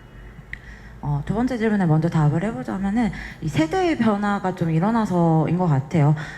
MZ 세대라고 하죠. MZ 세대가 이제 문화를 향유하는 방식이 조금 변화를 한 것 같은데, 이전 세대보다 SNS에 자기가 본 작품들을 이제 올려서 많은 사람들과 그것들을 공유하는 어떤 방식들을 이제 MZ 세대의 시청 방식이라고 좀 생각을 해요. 그렇기 때문에 이제 문화의 다양성이나 어떤 작품 장르의 다양성에 조금 더 열려 있지 않을까. 그래서 술꾼 도시의 여자들이나 시멘틱 에러가 이제 작품을 만들어지고 선보여질 수 있지 않았을까라는 좀 생각이 들고요. 시멘틱 에러가 대중성을 확보하기 위해서 어떤 방식을 취했었냐면 저 같은 경우에는 장르적인 변주를 조금 시도를 해봤었던 것 같아요. 로맨스에 집중하기보다는 어떤 코미디, 캠퍼스 청춘물에 조금 더 가깝게 작품을 이제 변형을 시켜서 조금 더 가볍게 볼 수 있도록 대중분들이 조금 더 쉽게 볼 수 있도록 좀 작품을 만들었었던 것 같습니다. 장르를 이제 변주하는 방법으로 이제 웹툰을 드라마로 많이 각색을 할 수도 있잖아요. 그룹 에이트에서는 또 어떤 작품들이 이제 장르를 변주했었던 작품들이 있었었나요? 장르를 바꾼 건 없는 것 같고요. 대중성을 확보하기 위해서. 대중성을 확보하기 위해서 예를 생각나는 작품은 당신의 하우스 헬퍼라는 작품이 있는데 KT 올레 웹툰 원작이고 강남미인과 같은 시기에 저희가 제작을 해서 강남미인은 빛을 발했고 그거는 조금 이제 그 소리 소문 없이 끝났던 작품인데 되게 개인적으로 엄청 아쉬움이 많이 남는 작품인데 이유가 그 원작을 사서 저희가 개발을 할 때 이거는 원작은 되게 정서적이고 이게 서정적이고 힐링 위주였어요. 근데 이제 그거 약간 되게 일본 드라마 같은 느낌이 좀 강했고 그거를 이제 좀 대중적인 로코로 만들어야 되겠다라는 생각으로 작가님을 이제 저희가 섭외를 했는데 그 김지선 작가님이라고 지금 이름을 바꾸셨는데 원더우먼 하셨던 작가님이 그 시트콤 쓰셨고 그분이 되게 이 에피소드를 되게 기가 막히게 기깔나게 잘 쓰셔가지고 되게 코믹이 되게 잘 장착이 잘 됐다라고 해서 제가 편성을 받았는데 감독님이 방송 나가기 2달 전에 촬영 나가기 2달 전에 대본을 다 엎으셨어요. 네, 저희는 이렇게 완전 로코로 특화시켜서 되게 저희도 자신하고 있었고 되게 재밌게 바꿨다라고 해서 대본 너희 4개를 넘기고 편성을 받았는데 이제 뒷 이야기가 자기가 그릴 수 없겠다라고 생각을 해서 이제 원작 그대로 가자라고 하면서 다시 원상 복귀를 시키셨어요. 그래서 원작자님도 이제 그럼 그 작가님도 그러면 자기는 그냥 계약 해지해줘라. 뭐 그래서 이제 저희랑 결별도 하시고 아픔이 많은 작품인데 어쨌든 그 작품이 되게 지금 생각하면 또 다른 버전으로 제가 처음에 만들었던 4개를 가지고 방송을 했으면 어땠을까라는 생각이 많이 드는 작품인 것 같습니다. 여러 작품들이 어떤 대중성을 확보하기 위해서 이런 코미디나 어떤 로맨스 장르를 조금 채택해서 작품들을 좀 발전시키는 것 같아요. 또 다음 질문 있으시면 해주시면 좋겠습니다. 네. 저 잘 나오나요 지금?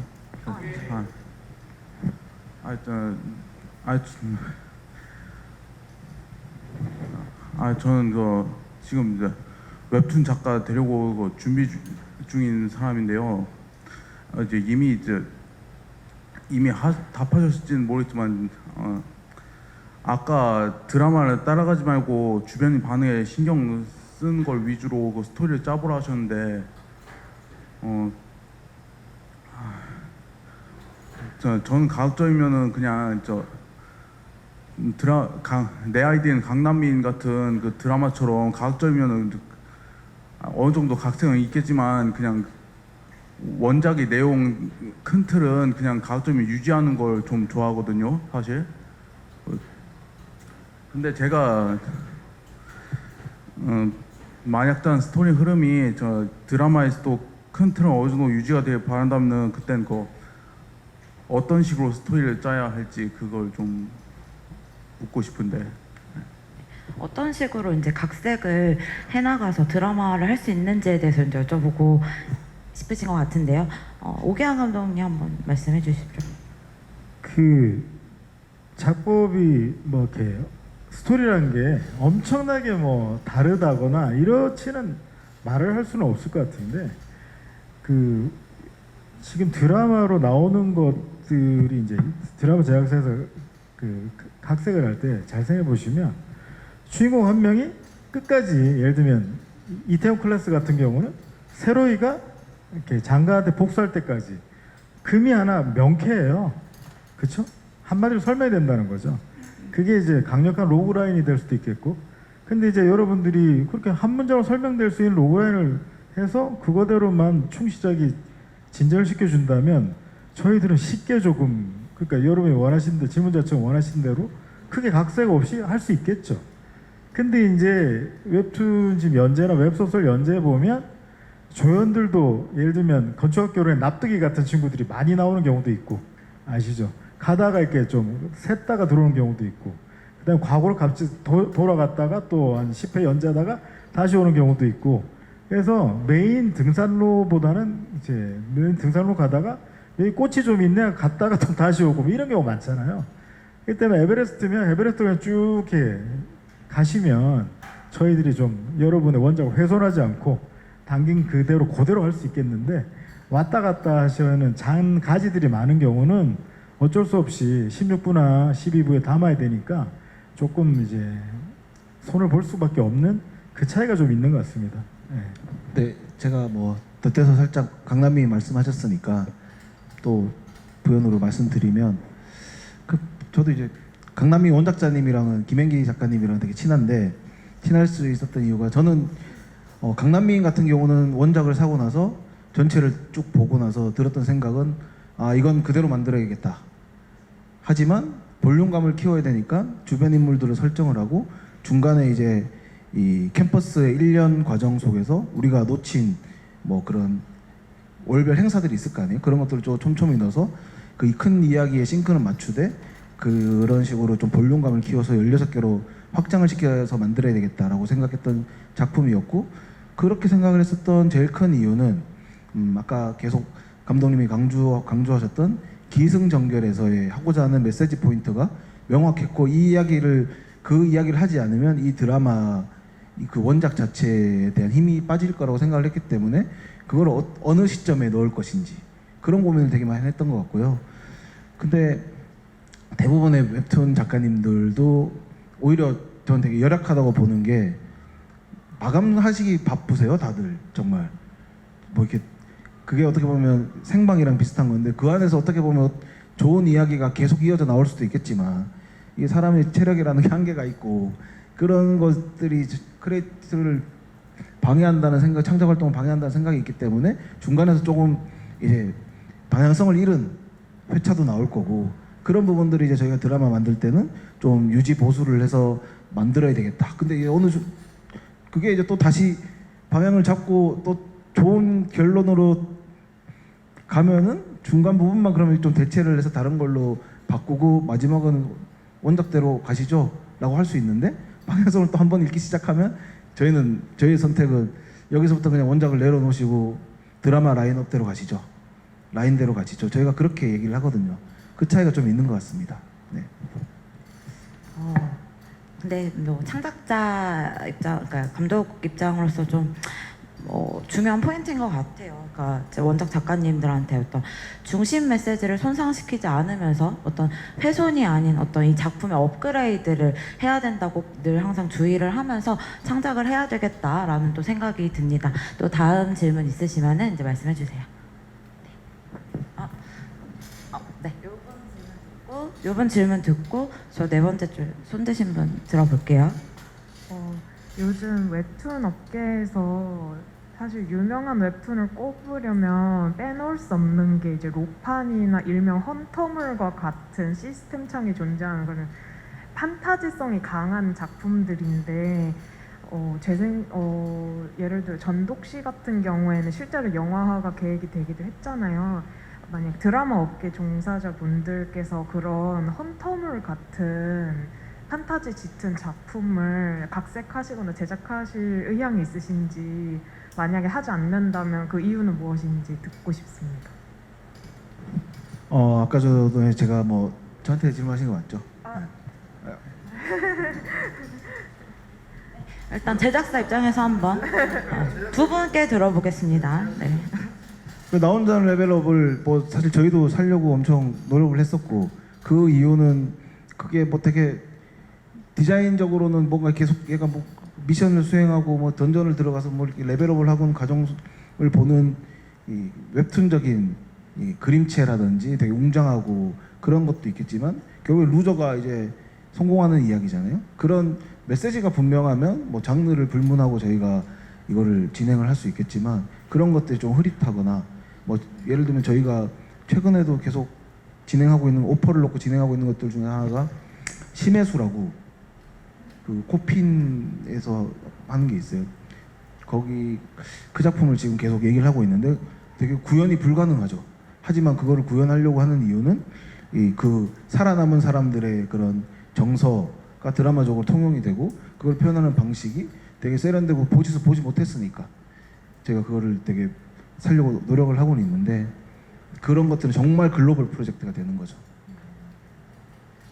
제 이야기는 기본 다 하신 것 같으니까 질문자 분과 여러분들한테 조금 좀 양해해 주신다면 이야기를 하고 싶은 게 이것도 있는 것 같아요. 그냥 좀 용서해 주신다 양해를 먼저 좀 구하고 싶은데 우리가 자본주의에 살고 있다 보니까 이게 말들을 돈에 관련된 이야기가 사실 저기도 지금 난처하지만 돈에 관련된 게 있잖아요.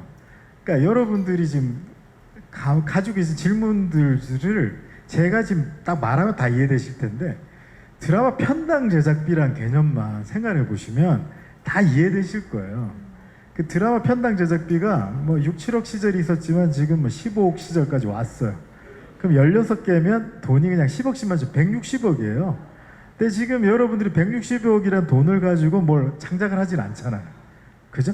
근데 우리는 160억을 갖고 지금 창작을 하고 있잖아요. 그거 차이도 있는 것 같아요.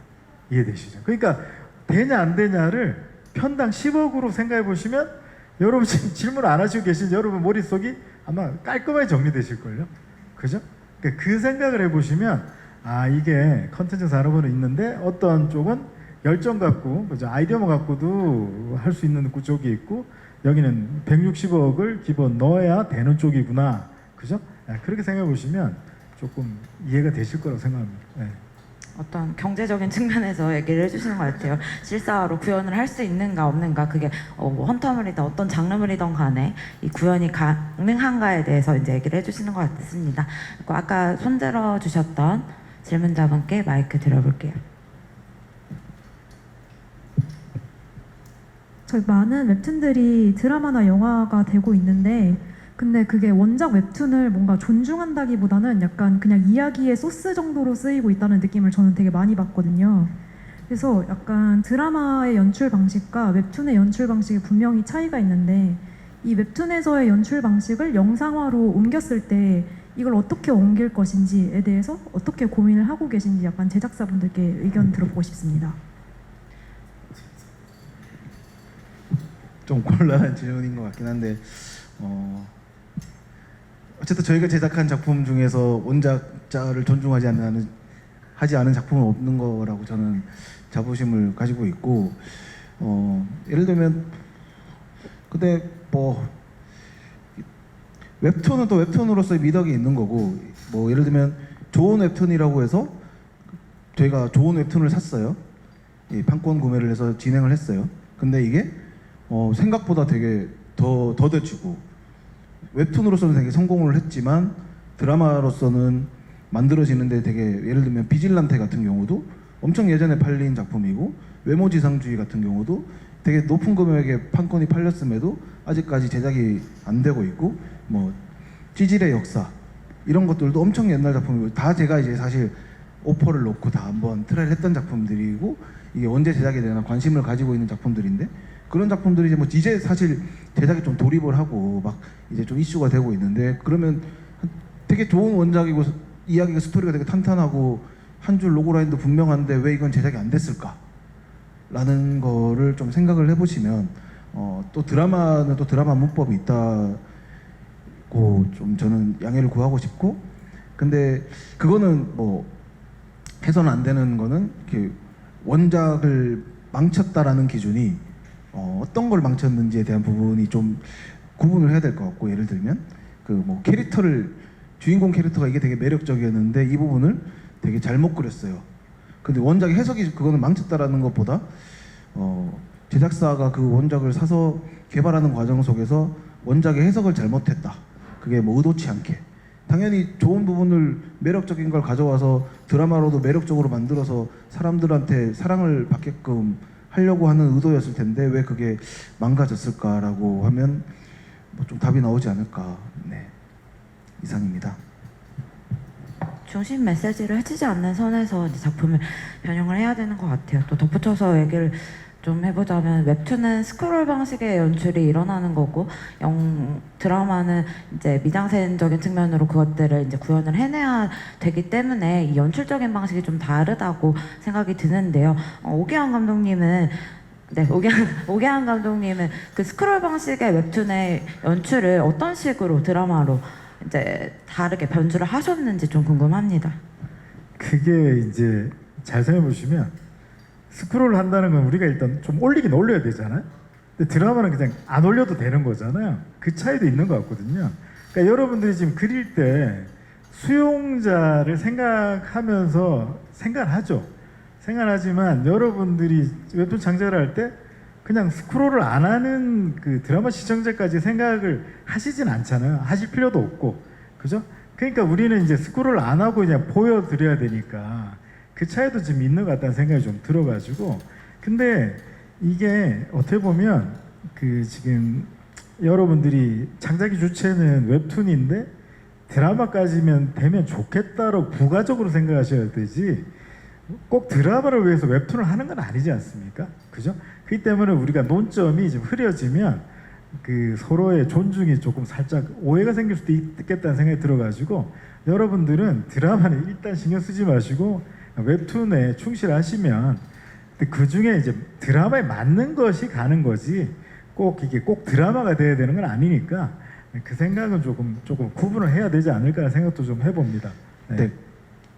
잠깐 짧게 말씀드리면 제가 네이버 웹툰 쪽 담당자분을 만나서 최근에 만나서 하는 얘기가 그 시스템이 지금 네이버라든지 다음은 먼저 퍼스트룩으로 이제 자기 스튜디오엔이라든지 자회사에서 일단 먼저 작품을 셀렉할 수 있는 권리가 있어요. 근데 예전에는 되게 그 작품들을 되게 많이 셀렉을 했었는데 지금은 아까 재생존 경쟁 같은 작품도 되게 저는 엄청 좋다고 생각을 해서 그들이 셀렉을 할 줄 알고 있었는데 셀렉을 안 했다는 거예요. 그래서 왜 셀렉을 안 했을까라고 이렇게 물어보니까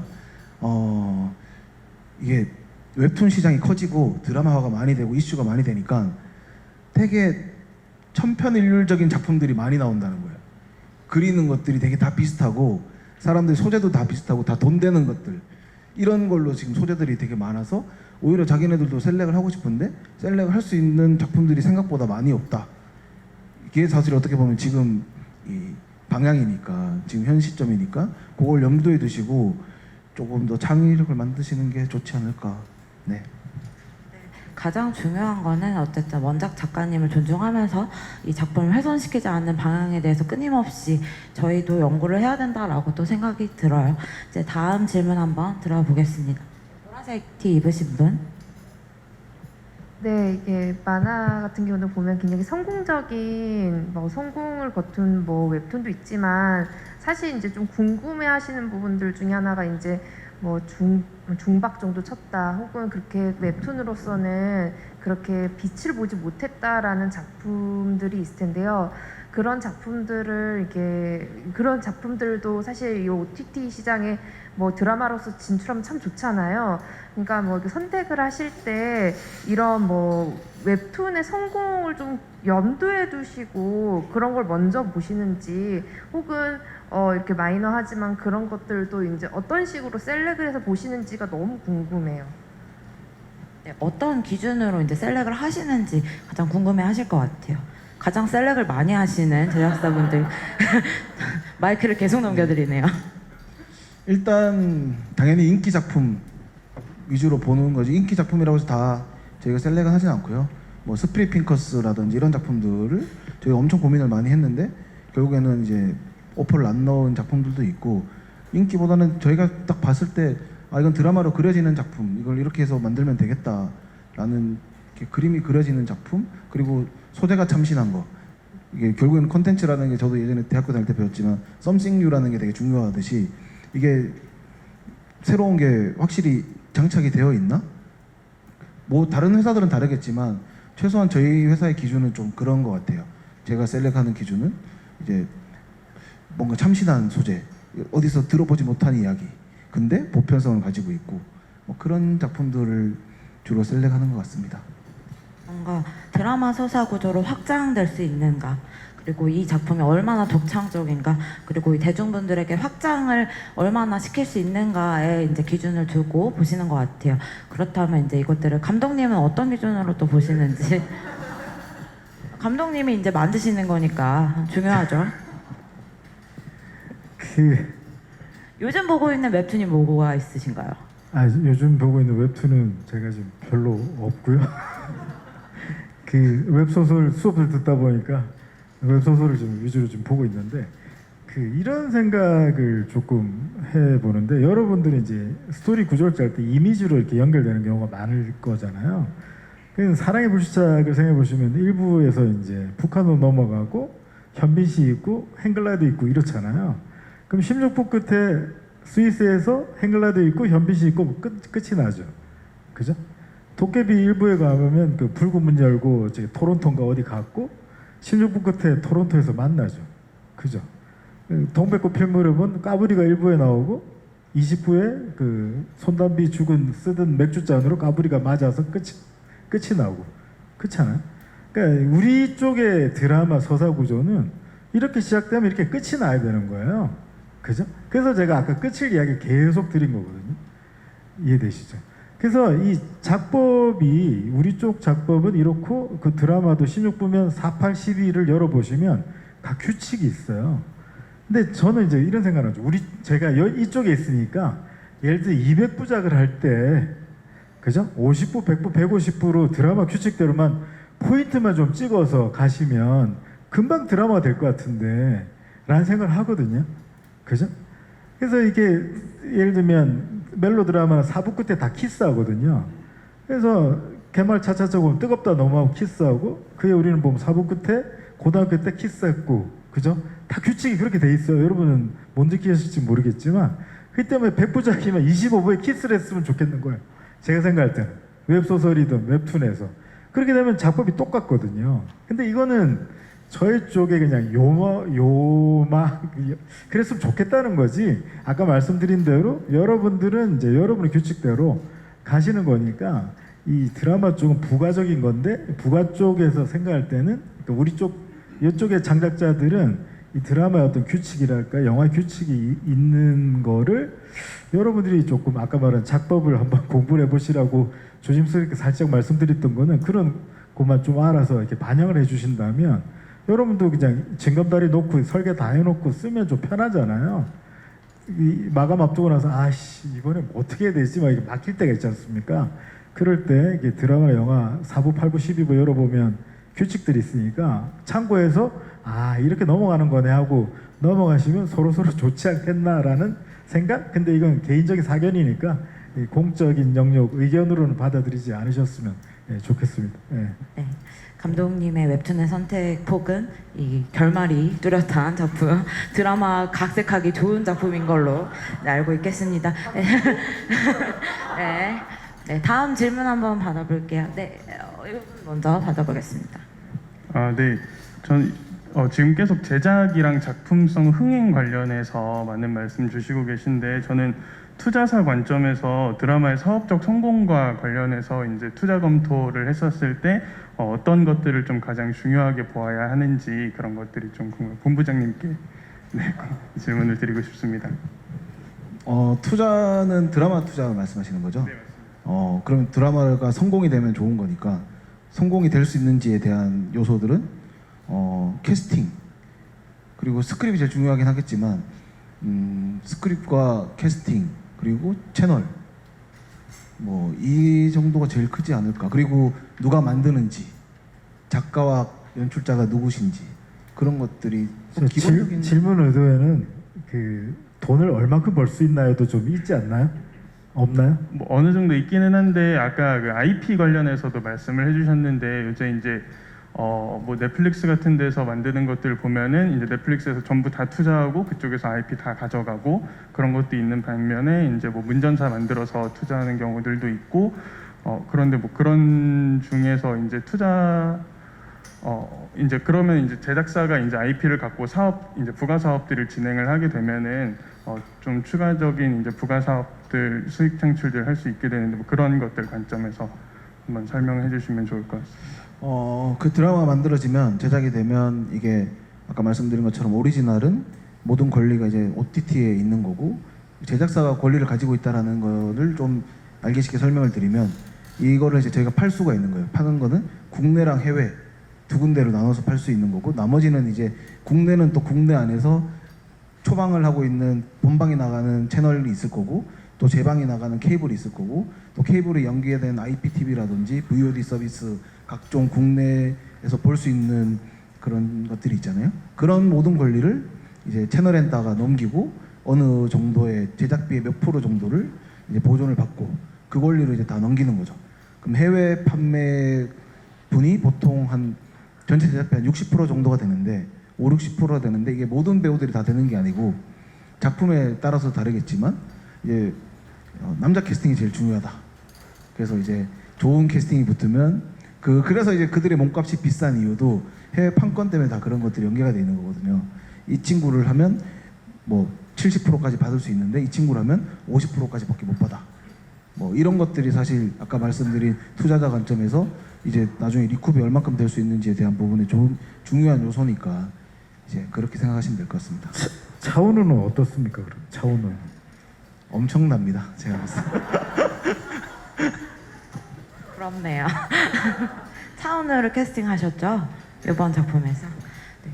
근데 창작자 입장에서 이 작품에 투자를 받았을 때 어떤 비율로 가져갈 수 있는지도 좀 궁금해하실 것 같아요. 좀 대비적인 거 같긴 한데 그 비율을 산정하는 어떤 기준이 있나요? 그냥 뭐 플랫폼도 계속 몇 년 동안 계속 거래를 하고 있고 지금 시장 상황에 맞는 자기네들이 베팅할 수 있는 금액이 정해져 있고 뭐 그렇다 보니까 국내 뭐 지상파 3사 같은 경우는 40에서 50%를 이제 제작사에게 주고 모든 권리, 국내에 대한 모든 권리를 자기네들이 가져가고 나머지 이제 50%를 해외도 이제 3가지 권역인데 동남아 지역이랑 북미, 유럽 그리고 일본 크게 이렇게 3가지이고 동남아랑 일본이랑 지금 시장이 되게 좋아요. 일본이 다시 유넥스트라는 OTT 채널이 생겨가지고 거기서 엄청나게 이제 좀 돈을 쓰고 있고 동남아는 비우라는 채널, 비우TV라고 있어요. 그 동남아의 넷플릭스라고 불리는 그런 채널이 있고 북미, 유럽은 비키라는 채널. 결국엔 다 OTT 서비스를 하는 그런 채널들이 다 쪼개서 팔거나 합해서 팔았을 때 거의 뭐 50-60% 정도? 그래서 제작비 100%를 맞추는 구조고 거기 안에서 이제 좋은 배우가 붙으면 더 수익이 생기는 거고 뭐 OST라든지 나머지 뭐 마케팅 비용 이런 부분들은 다 저희 PPL 이런 것들 저희 수익으로 잡히는 거고요. 뭐 그렇습니다. 다음 질문 요 검은색 티 입으신 남자분에게 드려볼게요. 저는 기자분한테 질문 드리고 싶은데요. 지금 우리 학교 같은 이 컨텐츠들이 흥행할 수 있는 이유가 시대상과 뭐 담론 같은 거, 특히 계급 담론 같은 것을 반영을 했기 때문에 그러니까 낯선 소재를 바탕으로 현실적인 이야기를 전개를 했기 때문에 흥행을 할 수 있다고 말씀을 하셨는데 제가 이제 우려하고 있는 것은 컨텐츠 소비 속도가 굉장히 빠른 시대이기도 하고 유행이 날아가는 그러니까 유행이라고 못 박여지는 것 그러니까 하나의 패턴이 고착화됐다라고 대중이 인식하게 되는 그 피로감이 차게 되는 정도가 엄청 빨라졌다고 생각을 하거든요. 근데 이런 거를 좀 극복할 수 있는 방안으로 어떤 노력을 하면은 좋을까요?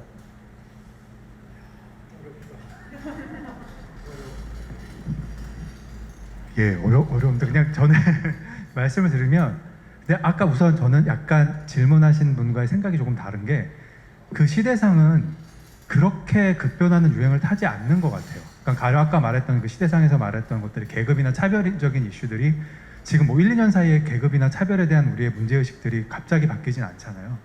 그래서 각 지역 같은 경우 학폭 문제 같은 경우도 뭐 과연 1, 2년 뒤에 그런 것들이 유행을 타서 사라질 사회 문제라고 생각하진 않아요.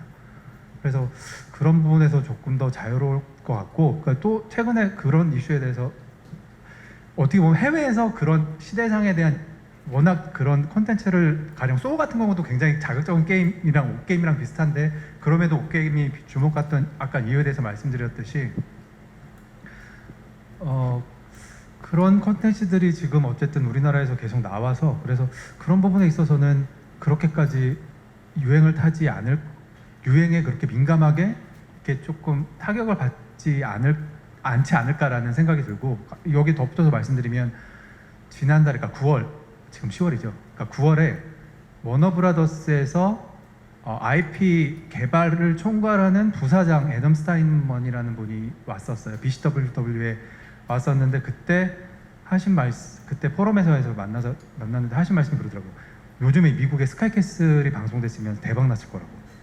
그러니까 스카이캐슬 같은 경우는 저런 한국 그런 거는 뭐 학부열이나 이런 거는 한국에서만 되고, 우리로만 해도 지금 몇 년 전 얘기인데 그게 왜 지금에서 목표라고 생각할 수 있잖아요. 근데 지난해 미국에서 대학 입시 비리가 좀 세게 터졌어요. 그러니까 LA를 중심으로 해서 미국에서도 그런 것들을 그렇게까지 잘 심각하게 들여다보고 있지 않다가 이렇게 대학 입시에 대해서 이런 코스들이 있고 이런 암암리에 이런 것들이 벌어지고 있다는 게 굉장히 사회적인 이슈가 되면서 미국 내에서도 이제 그런 입시 관련해서의 그런 문제의식 내지 관심이 커진 거예요. 그래서 미국에서도 이제 그 부사장이 그런 얘기를 하더라고요. 그런 것처럼 지금 어떻게 보면 유행이, 우리가 생각하기에 유행, 저건 좀 지난 유행이라고 이지 않을까라고 했던 이슈들이 또 해외에서는 조금 다른 이슈로 받아들여질 수도 있어서 그런 쪽으로는 조금 연려도 있고, 그래서 그런 시대 상황을 담은 것들이 그런 어떻게 보면 그 유행의 타격을 좀 더 덜 받지 않나라고 생각을 합니다. 그게 일종의 특별성. 다음 질문 한번 받아보겠습니다.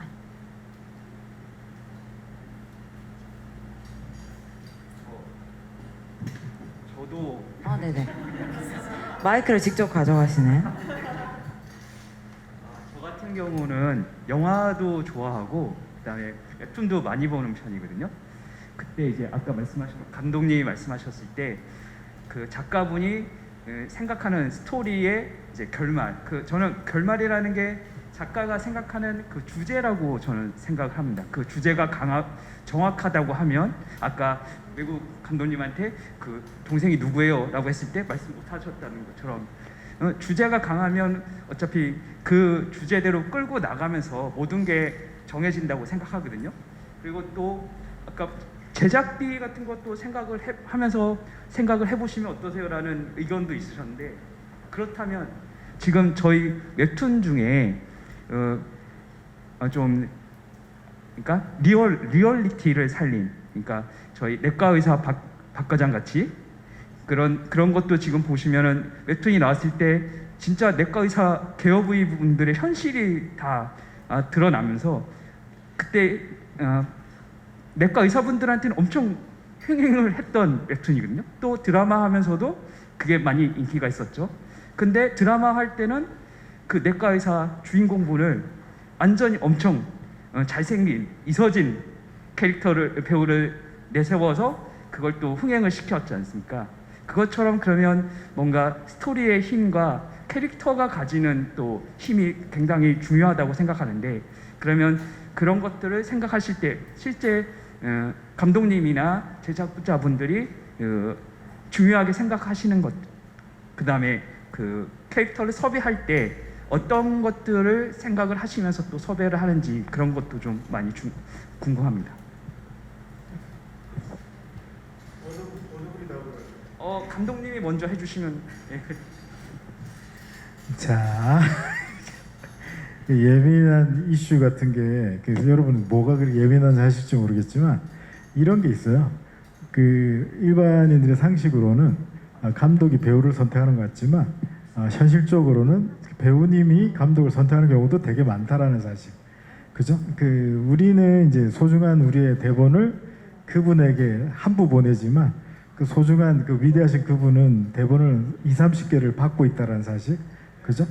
그렇기 때문에 최종 결정이 서로 합의하에 뭐 되는 경우가 많겠지만 우리가 대본을 보낸다고 반드시 그분을 얻을 수 있는 건 아니죠. 근데 이제 오늘 사랑스럽게 대본은 소중한데 가치까지 있으니까 그 차은우님이 이제 20-30개 중에 결정을 하셔서 아름다운 이제 결과를 내시고 이렇게 행복한 토요일을 맞고 계시잖아요. 그죠? 예, 그런 거예요. 그래서 우리의 최선은 이제 대본이죠, 결국. 이분이 선택할 수 있는 대본을 아름답게 만들어서 그분이 읽을 수 있도록 하는 것이 결국은 모든 것의 비하인드에는 창작입니다. 창작. 여러분이 좋은 웹툰을 해주시면 우리가 또 그거를 또 이렇게 하는 거고 그것이 또 대본이 되어갖고 그 아름다운 배우분에게 가는 거고 그죠? 결국은 이 내러티브가 모든 산업을 결정하는 어떻게 보면 절대 반지라고 생각해 보시면 다 이해되실 것 같아요. 네. 그래도 어쨌든 웹툰이 원작이면 그 그림체가 일단 나와 있잖아요. 그럼 그 그림체의 싱크로율에 맞게 좀 캐스팅하려는 편이신지 좀 궁금합니다. 자, 이게 왜 자꾸 저한테 질문하시는지 모르겠는데 우리가 이런 이야기를 좀 해볼게요. 이게 젠더 이슈도 있어서 좀 예민한 문제긴 하지만 부부의 세계라는 그 드라마가 있었지 않습니까? 근데 한소희 씨가 나오죠. 그죠? 한소희 씨가 나오니까 이게 스토리가 다 그냥 이해가 된다라는 말을 하는 경우가 있어요. 무슨 말인지 아시죠? 그 한소희 씨가 이렇게 등장하니까 다 이해가 된다. 그 말을 제가 좀 요즘 예민한 이슈이기 때문에 말을 안 하겠지만, 그죠? 그러니까 그 캐릭터가 가지는 그 미모가 가지는 힘이 있는 거죠. 여성분들이 이제 어떤 드라마를 볼 때 지금 또 차은우님이 나오면, 그죠? 그 어떤 판타지가 그분 때문에 구현이 되는 거 아니겠습니까? 그렇기 때문에 우리의 활자로 돼 있는 것들을 영상시킬 때 그분의 캐릭터, 근데 그분의 연기력으로 이제 확장시킬 수 있는 부분이 훨씬 많아지니까 최선을 다해서 이제 노력을 해야 되겠죠. 그죠? 그리고 이렇게 여러분이 지금부터 말은 우리가 그걸 하진 않겠지만 상위 이제 대한민국 그죠? 1, 2, 3, 4, 5순위를 하면 나오는 그분들이 제일 좀 가치가 있는 분들이니까 그죠? 그분들 캐스팅하기 위해서 노력하지 않고 있는 사람이 저는 없다고 생각합니다. 모든 감독님들과 제작사가 그분들을 우리 드라마에 모시기 위해서 최대한 노력을 하고 있죠. 예. 저는 뭐 감독님 의견도 맞다고 생각을 하지만 저도 이제 캐스팅을 할 때 조금 싱크로율에 조금 신경을 쓰는 편이에요. 차은우가 마음의 소리 조석을 할 수는 없잖아요. 차은우가 아무리 대단하더라도 그래서 여러 가지의 어떤 생각들이 좀 있는 것 같다. 어떤 보편적인 생각만은 아니다라는 것들 좀 알아주셨으면 좋겠습니다. 마지막 질문 한 번만 받고 이제 이 시간 마무리하겠습니다. 마지막 질문 없으시면 네 저기 세 번째 줄 검은색 가디건 입으신 분.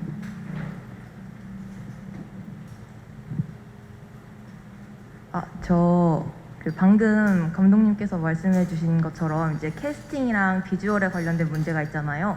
근데 그 말씀해주셨던 시멘틱 에러나 이제 나 혼자만 레벨업은 제가 알기로 웹소설 원작으로 알고 있는데 그러면 웹소설 는 이제 글이라는 특성이기 때문에 비주얼적으로는 이제 각자의 생각에 따라서 그리는 그림이 다르잖아요.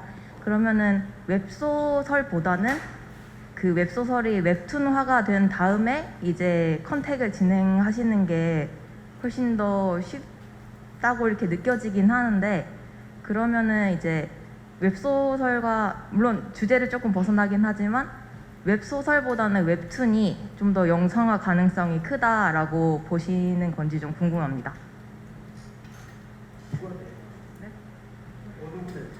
웹소설을 원작으로 제가 작품을 진행해서 모더레이터지만 한번 오지랖퍼를 한번 부려보자면 근데 저는 웹툰이 있는 작품을 이제 영상화했을 때 조금 제한적인 부분들이 있는 것 같아요. 왜냐하면 연출의 어떤 상상력을 조금 막는 어떤 컷 구성이나 이미지 같은 것들이 조금 고착화되어 있기 때문에 조금 제가 생각했을 때는 웹툰을 영상화했을 때 조금 어렵다라는 생각이 들었어요. 그래서 저도 아까 말씀드렸다시피 웹툰을 많이 보고 있다라고 했지만 웹소설도 또 추가로 많이 보고 있어요. 웹소설은 제가 창작을 할 때 조금 더 상상력을 불어넣을 수 있는 어떤 부분들이 있기 때문에 연출적인 측면에서 조금은 쉽다라는 생각이 조금 들어요.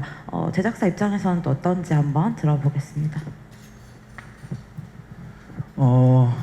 그냥 현실은 예를 들면 웹소설이랑 웹툰이랑 둘 다 좋은 이야기 콘텐츠이긴 한데 접근성이 있어서 검토하기 용이한 거는 웹툰이고 웹소설은 아무래도 읽으려면 되게 오래 걸리고 그러다 보니까 또 작품들이 뭐 되게 많잖아요.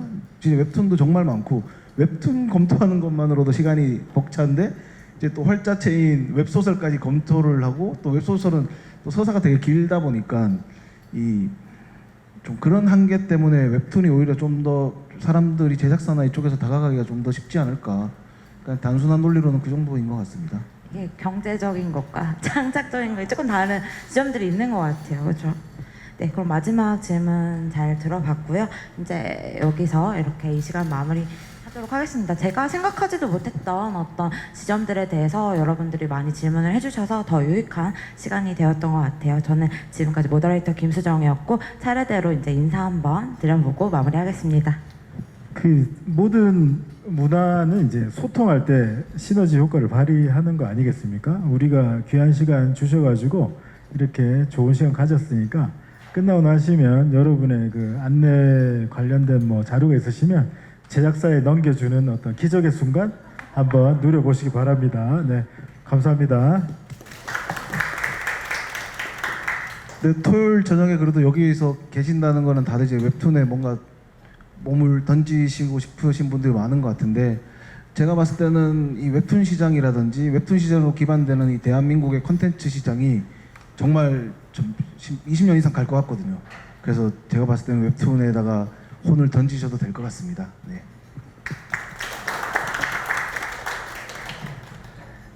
저는 시청자 내지는 청중의 입장에서 오늘 모범택시2 약간의 스포와 그다음에 개인적으로 굉장히 시즌 1을 재밌게 봤기 때문에 궁금했는데 약간의 스포와 시멘틱 에러를 보면서 저도 사실 되게 아까 어떤 청중분께서 질문하셨는데 저 감독은 과연 저거를 어떻게 보편성을 넓히려고 고민을 했을까에 대해서 굉장히 궁금했거든요. 근데 사실 그거에 대해서 인터뷰를 못했는데 간접적으로나 이렇게 듣게 돼서 굉장히 즐겁고 유익했던 시간이었던 것 같습니다.